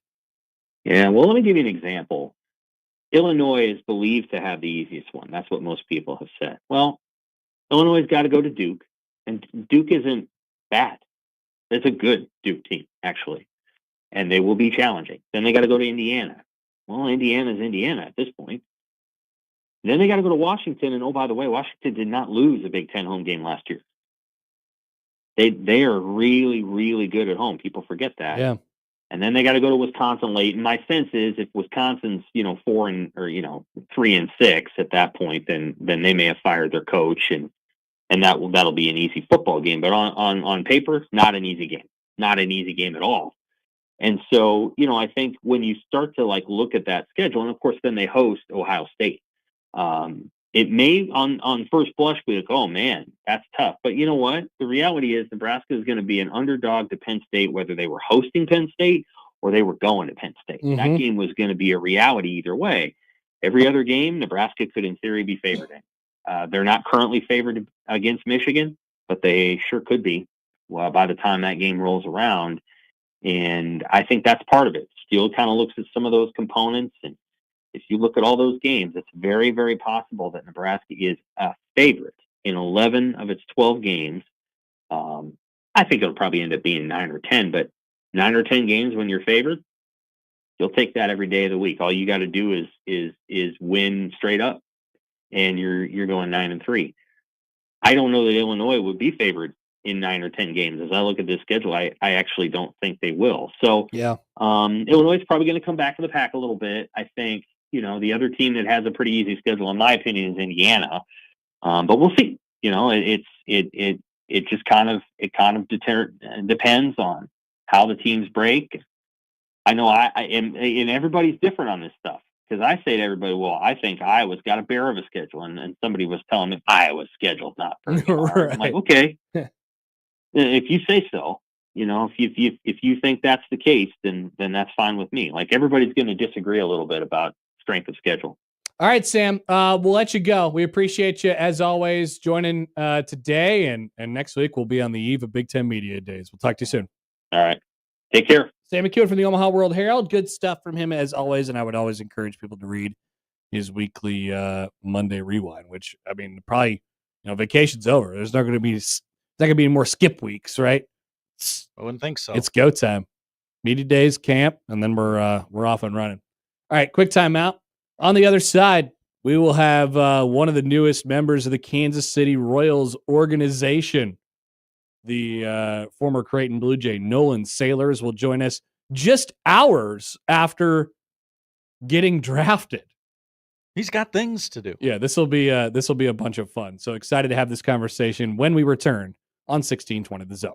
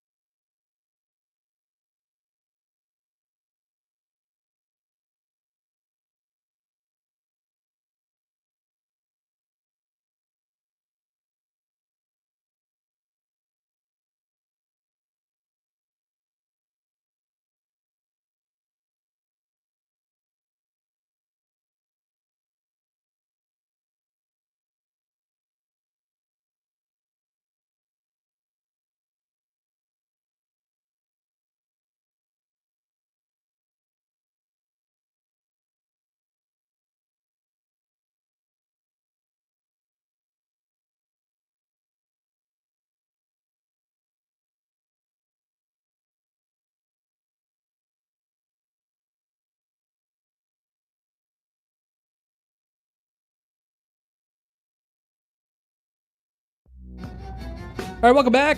More of the Connor Happer Show. You're on 1620 The Zone and on 1620thezone.com. Connor Happer, Josh Hudson with you.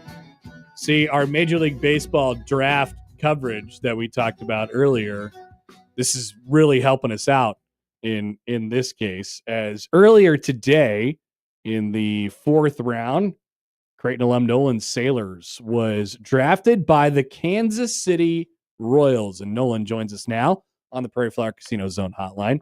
Nolan, good afternoon to you, my friend. How are we doing? I'm doing great. How are you guys? Pretty good. So let's get a brief timeline for the day here. Wake up, expect that it's going to happen today after the first 3 rounds were yesterday in the Major League Draft. What did you have planned for this day, and how did it actually work out? I mean, we didn't really have too much planned. Me and my family, we watched it last night with very little expectation it could have happened last night, but we woke up this morning, kind of knew it was going to happen at some point today, and we kind of had an idea it was going to be sometime early, so kind of sat there and just sat nervously waiting for it. And what do you get a text? Do you get a call? How does it actually happen? Like we are very interested, Nolan, in like the logistics of this, because I mean, a lot of our listeners, they're NFL fans, they're NBA fans. It's highly televised products and stuff like that. A lot of this after the first couple rounds, it kind of happens behind the scenes and it goes quickly. How did it happen for you? And was it just a couple hours ago when you got a call? Yeah, so my advisor does a lot for me. He does a lot for a lot of guys throughout the draft. He kind of talks with all the scouts throughout the past 2 months, get an idea. And then I was sitting there about 2 picks before I got picked, and I get a call from him saying it's happening right now to the Royals. And then sat there and watched it and, celebrated as it happened. That's awesome. So you're from Omaha. I went to Ralston High School, played your baseball at Creighton in college after a very successful career, and you get drafted to the nearest Major League Baseball team just 3 hours down the road. I assume you've made many trips to Kauffman Stadium watching baseball as a kid. You get drafted by the Royals. What was that like for you to get that call, but particularly to that team? It's awesome. Growing up here in Omaha, I guess watching the whole Storm Chasers games, watching some Royals games down at Kauffman. I mean, it's awesome to stay here in the Midwest, and I couldn't be happier. What did you learn about yourself throughout the process? I mean, this is an ongoing thing for a long time, but as you're preparing for the draft, as you're talking to teams, going on visits or whatever it might be, what did you learn about yourself throughout the process? And then what did you learn about the process, obviously, as well? I mean, I didn't really learn too much about myself. Couldn't even focus on myself really throughout this whole process. So I was just thrown into the mix. Kind of saw a little bit of it last year. Then this year, kind of dove really deep into it to see how it all works out with all different teams and how it all plays out. I mean, the draft is a wild animal, and nobody really knows how it's going to go down. You can't really think anything, believe anything until it actually happens. So it's definitely crazy. So going into today, like it was truly for you wide open, right? I mean, we touched on it a little bit before, but like you just said, it's a wild process. You never know what could happen. You never know, who really likes you or, who might be just trying to say that. Like was it truly wide open going to today as to what was going to happen? I mean, it really could have been anywhere between like rounds 4 and 10, really, just because I'm a senior and how the draft all works out nowadays. But yeah, you kind of have an idea of what teams are really interested, and then you kind of just hope it all plays out. And it ended up working really well. Went out really early, I guess, today in the first round today. You're, I mean, I can't help but notice. I mean, we talked about this a ton watching you guys play in the last couple springs here at Creighton. Obviously the hit tool is really, really good. You hit almost 400 this year. But the thing I always wanted to talk about with people is the fact that, even in the move to left field, playing a lot of center field, moving to left field, it felt like you rarely, got a bad jump on a ball and we're always able to cover the ground. that's something that I've thought a lot about watching the Kansas City Royals play over the last, decade plus as well. How do you feel like you fit within that organization? I mean, yeah, they're definitely they put a lot of focus on the speed and defense part of baseball, which definitely plays to my abilities on the field. Yeah, I guess playing the whole left field situation this year, I was kind of fortunate to get out in left field because, I mean, I came in as an infielder from Ralston, never played outfield, and it kind of just came easy, I guess. Shout out to the guys that helped me and all the coaches that helped me to figure it out in the outfield, but definitely grown comfortable out in the outfield for sure. How much did you weigh, Nolan, when you were coming into Creighton or throughout your time in high school? I mean, you just mentioned Ralston. I remember you weren't a very big kid. It's not like you're the biggest guy now either, but like what was that process for you kind of growing into it a little bit? Yeah, I want to say freshman year I came in around 5'10", 170 maybe, so I was really little. And I started out at second base, so it kind of worked out well because I was tiny, and then went out to the outfield. And then, yeah, I guess throughout the years, I kind of just put on a little bit more weight each year. Past 2 years, I kind of sat around like 190, and I figured out that that's really the best weight I could play at. So, yeah, I definitely grew a little bit over the years, but still not the biggest guy. When you were playing at Ralston, I mean, everybody dreams about getting drafted and that path to the major leagues one day. Did you think that this was a possibility for you? Like, eventually you could see yourself in these shoes on this day? I mean, not really back then in high school, because, I mean, when I was a little kid, I dreamed of playing high school baseball, and then high school baseball, each year you're playing college, and then you're like, all right, I want to play D1 baseball, and then I played for 4 years here, and now it's like, all right, now I want to play professionally, and here we are.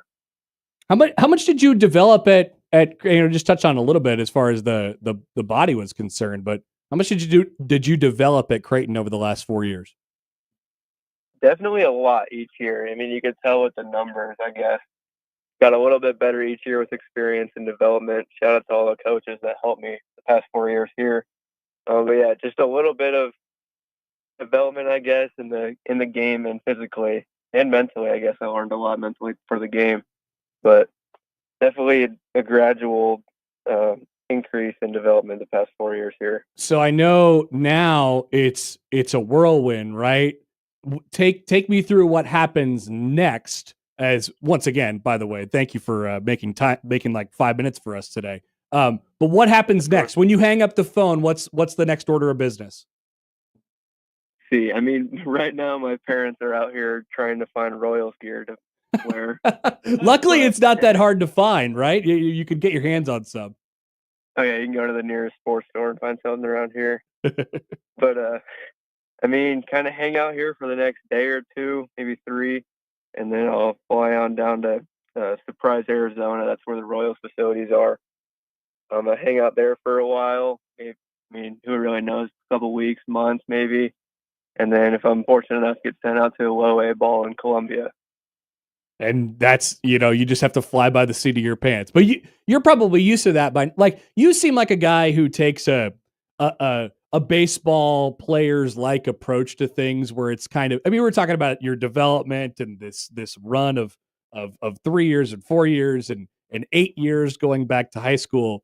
But the way it seems like for you, it's kind of a day by day process. It feels like you're I'll go where they tell me type of guy. Oh yeah, you kind of have to be that way in this sport, especially in, I guess, in the pro ball. I haven't really experienced it, but learning from other guys who have experienced it that I know of, you got to live it that way day by day. Just kind of go with the flow. Awesome. Oh, Nolan, we're really, really happy for you. Congratulations once again. Good luck to everybody in the family trying to find that Royals gear. If they need someone, I might have a little bit extra in my closet. Thank you. I appreciate it. Congrats. That's Nolan Sailors, one of the newest members of the Kansas City Royals organization. His parents went to, I'm pretty sure, every game this year. Every game. And I'm not talking about all the games at the Chuck Box. I'm talking about every game across the country. Georgetown? Yeah, actually, I'm not 100% sure on that one, but basically all the rest. No, actually, you know what? They did. Sorry, I didn't mean to. No, they did. I think they went to every single one. And there was a couple parents that went to like every single game this year, which is crazy. It's impressive. And so now the Creighton gear becomes Kansas City Royals gear. I got a tweet here from a person who I won't mention their name in this segment. Ralston. The chants are going out all across Ralston. Wow. Ralston. I think I can hear him. Yeah. Yeah. Shout out to the Ralston Rams. The little middle infielder just got drafted in the 4th round by the Kansas City Royals. That is some pretty cool stuff.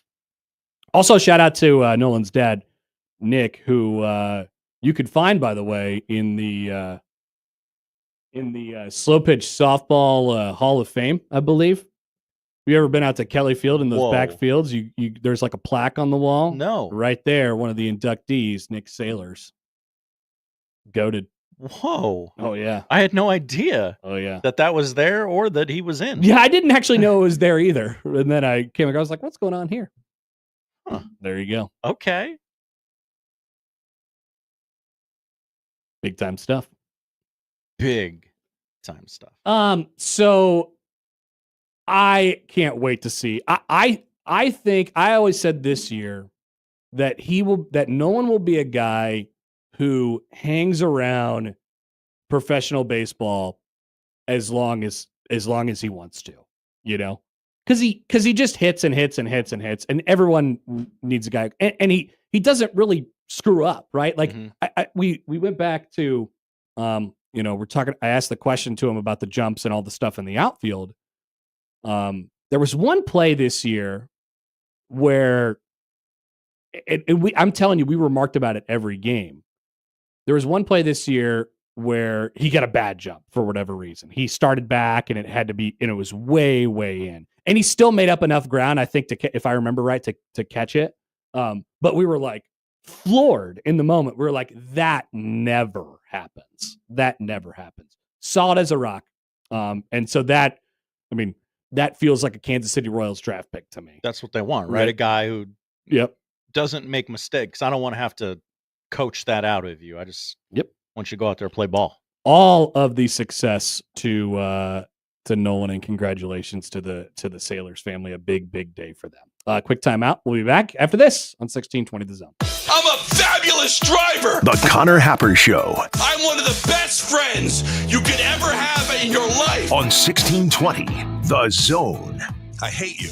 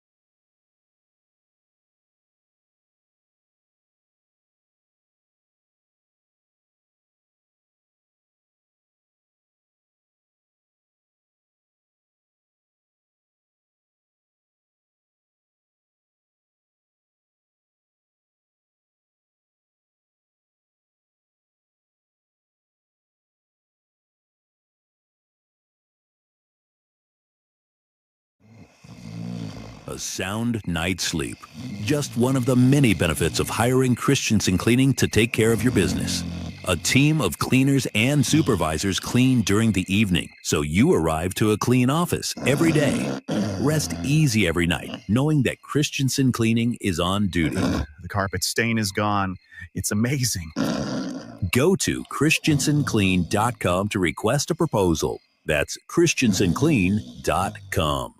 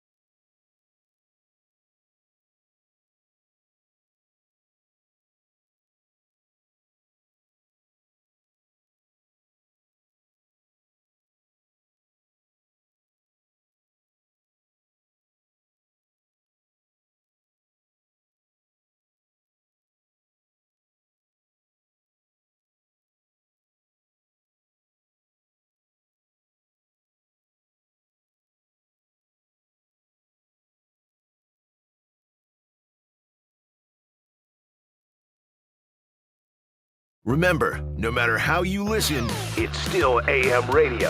1620, The Zone. I don't have my media guide on me, but I remember tracking it throughout the year. I believe Nolan Sailors ended up top 10 in career hits at Creighton. 88 hits this year, coming off of 70 last year. Hit nearly 400, was sitting around 400 the majority of the year this season. 251 career hits. It's a lot. It is, Josh. I'm glad you noticed that. Thank you. And so we were fortunate enough to get a bunch of Rob Anderson tweets out of this. Hi, Rob. Other notable players picked at 128th overall through the years: Cecil Cooper, B.J. Surhoff, Doug Minkiewicz, Christian Encarnacion Strand. Some names in there. Yeah, I do love a Doug Minkiewicz drop. You don't get that every day. You don't get to hear about Doug Minkiewicz. And then Rob wanted to outdo himself and list a bunch of players who were drafted in the 1986 draft. So it says, not mentioned, Surhoff went to college and was the number 1 overall pick in a loaded 86 draft that included B.J. Surhoff, Will Clark, Bobby Witt Sr., Barry Larkin, Barry Bonds, Pete Incaviglia, Walt Weiss, Gary Sheffield, Brian McRae, Joe McGrain, Greg Jeffries, Rafael Palmeiro, Bo Jackson. Yeah, there's some dudes. Some dudes in there. This has been a Guys Name and Dude show. I will admit, we have done some random topics today. Tim Salmon. Tim Salmon. By the way, so I was looking to see where we're at in the draft right now. Yeah. And I was scrolling through, and so here's a guy naming a dude. So I was scrolling through like the 6th round, and I was like barely paying attention, but there was a name that caught my eye. No, it wasn't Landon Beidle-Cheese, who was drafted by your Atlanta Braves, Josh. Hello. Congratulations Thank to you. you, the Thank former Ohio Stater, then Arkansaser. It was Bruin Agbayani. Do you remember Bruin Agbayani's dad, Benny Agbayani? Yes, 100% yes. Because you were a fan of a team that plays baseball in the NL East. Mm-hmm. Apparently, Benny Agbayani's son was, you called it, a high school shortstop this year. They all are. In Hawaii. He was committed to Michigan. So we'll see if he goes to Michigan or goes to the Minnesota Twins. But he was drafted in the 6th round by the Twins. There's my there's another guy naming a dude. Wow, we're through the 7th round. Hello. Where are we? 10, 9. We are done with the 9th, it appears, and we're going to the 10th in the MLB draft. In the 9th round, first pick in the 9th round, Coastal Carolina College World Series alum Riley Eichhoff, Game 1 starter in their College World Series appearance, was drafted. People are listening to the show and they're saying, wow, Connor is saying so many things today. I was able to get confirmation, though, that the Sailors did go to every game this year. That's impressive. Every game, even Georgetown. Well, it's our nation's capital. That's what they should write on the. We'll make Nick a new plaque. Every game, they went to every game this year, including Georgetown. Pretty good. It was a trek. Like to direct your attention while we're honking. Like to direct your attention to a couple John Rothstein tweets from this morning. Okay. So many people had much concern for Owen Freeman. Where is that guy? Because he was not showing up in the practice videos. And people were like, this is the worst day of my life. Where's the hype video? Put him in a practice video. John Rothstein reported this morning, Creighton's Owen Freeman, knee, is out 4 to 6 weeks, but is expected to be fully ready for the start of practice in September. Transfer from Iowa, averaged 16.7 points per game and 6.7 rebounds last season. Also missed a good portion of last season due to injury, if I'm not mistaken. Okay. Oh, are you worried now, Josh? You're worried. A little bit. Don't be so worried, Josh. It's Fool okay. me once, shame on you. It's all right. Just he'll get back. But Rothstein also tweeted this morning, Greg McDermott tells me he plans to coach at Creighton for 2 to 3 more years before retiring and handing it off to Alan Huss. Huss, who was previously the coach at High Point, was named Creighton's head coach in waiting in April. What do you think about 2 to 3, Josh? What's that all about? Well, the 2, we kind of thought. The weird part is the 3. How many years are you going to coach, Greg? 3. Is it going to be 3? 3. All right. So reset, new straw poll. We've run this straw poll 100 times since this was announced. Mm-hmm. Best odds: 1 year, 2 years, or 3 years. I mean, if he gets word, I was thinking 2, and then it kind of shortened down to maybe I could see 1, but I still like 2.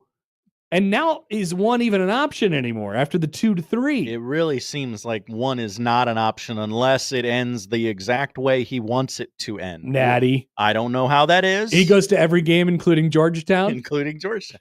Yes. We can put that on Greg's plaque. Is it going to be 3 more MAC years now? 3! Many are wondering. If you're like, what if it was like, you know how they do the FPI ratings and they say like how many games you're going to win, but they don't say 7 or 8 or 9. They say like 7.4 or something like that. What's your number for MAC years?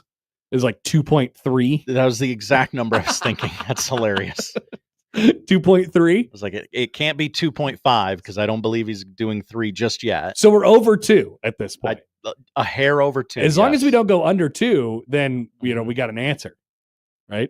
Right. At least 2. Uh-huh. That's what the wording on these are going to be very fun to follow for the next, the dissection of. I mean, Mac is talking to the media this week.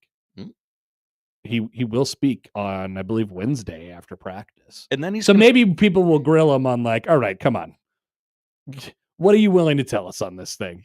And when he's like, maybe 2, maybe 1. They're going to go out there. They're going to drop one they should. Have we introduced 4 as a possibility?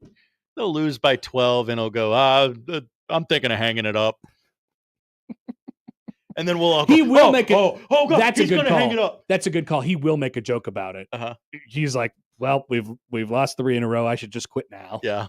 If you listen to anything the internet says, I'll just hand it to Huss tomorrow. Alan, see you guys later. I got better things. He will make a joke about that at some point this year. That'll be fun. That'll be exciting. Also, one more Creighton related item. TV and thank you. TV and locations for the Mega NIL tournament. The Jays will be playing their game against Baylor at 1:00 Central on Monday, November 24th at the Michelob Ultra Arena at the Mandalay Bay, not in Tiny Baby Arena inside MGM Grand. That game will be broadcast on True TV, home of Impractical Jokers and nothing else. And then the next day, on Tuesday, the 25th, they'll play Iowa State at the same location at the Michelob Ultra Arena, 1:30, also True TV. This is basically like the NCAA tournament. It's just like it, Josh. Unfortunately. All right, to the polls. At Happer Show on the JTech Construction Zone Twitter feed. Is Oregon like juggling? I remember thinking at the time that you made a lot of sense with what you were saying. But now it doesn't make much sense anymore? No. 55% miraculously say no, which means pretty close. 45% said yes, which is even crazier. Do you miss the circus? I really don't. I actually don't either. I think it ran its course. Yeah, not like I thought it would. I'm good. 63% say no. Is it lonely on top of a man on top of a unicycle? It has to be. Yeah, it's got to be lonely up there. 81% say yes. Good job. When you think of July 14th, what's the first thing that comes to mind? Is it Bastille Day, Josh's anniversary, or the events of Con Air? It's my anniversary, and I say Con Air. That's what I was going to say. Your anniversary. 50% say the events of Con Air. Thank you. 30% say Josh's anniversary, and 20% say Bastille Day. And those are the polls, Josh. What are we watching tonight? We're watching the Home Run Derby tonight, 7:00 on ESPN. I'll watch. You get a StatCast on ESPN2. Live at the Home Run Derby red carpet show begins at the top of the hour on Big Fox for some reason. 8 guys in the Derby. The top 4 advance to a 4-player bracket style semifinals and finals. Exciting. Pete Alonso's not in it, though. He's not. So he's not in it to try really hard. Big dumpers in this thing. Matt Olson is replacing Ronald Acuna Jr. So will the dumper man, when he gets tired, will he switch? Oh. I don't know. Do you have to declare one side or the other? I don't think there's rules on that. I mean, think so. Your body gets tired, so Sure. maybe you could just, maybe it doesn't actually make a difference. But I wonder if he'll ever. Which is Atlanta better for lefties or righties? Probably. It seems like lefties. Probably lefties. Yeah. So just probably hit left. Usually hit it over the chop house. Usually the left side is the natural side for switch hitters. Okay. Then Summer League action. The Hornets take on the Mavericks at 5:30 on NBA TV. No Cooper Flagg, as he is apparently afraid of Ryan Kalkbrenner. I would be too. Just what other evidence do I have? Boston, Miami, 7:00 on ESPNU. We watch Baylor Shireman get thicker. Paramount has The Godfather on at 7:00 tonight, the best movie of all time. The 3-hour film lasts 4 hours on cable. And damn. On Hulu tonight, you can watch Con Air. The events of the beloved classic take place on July 14th. So revel in the mayhem that is one of cinema's greatest triumphs. How do you know that, by the way? How do we know that it was July? Do they say it explicitly in the movie? Yeah, the girl wrote a note to Cameron Poe. I can't wait for July 14th, because that's when my daddy comes home. Why were you kind of British there? Because that's what John Malkovich. That's the way he John read Malkovich. He steals the letter and reads it aloud. I remember that, but he wasn't very British in it. I don't know. I might have. I can't wait for my daddy to come home on July 14th. Something like that, yeah. Yeah. That was a great line by him. It was. Good read. Good read. Thank you, Josh. Thank you, Connor. So we're watching tonight. That's the show. If you missed anything, 1620thezone.com is where you can find it. The crossover's coming up next.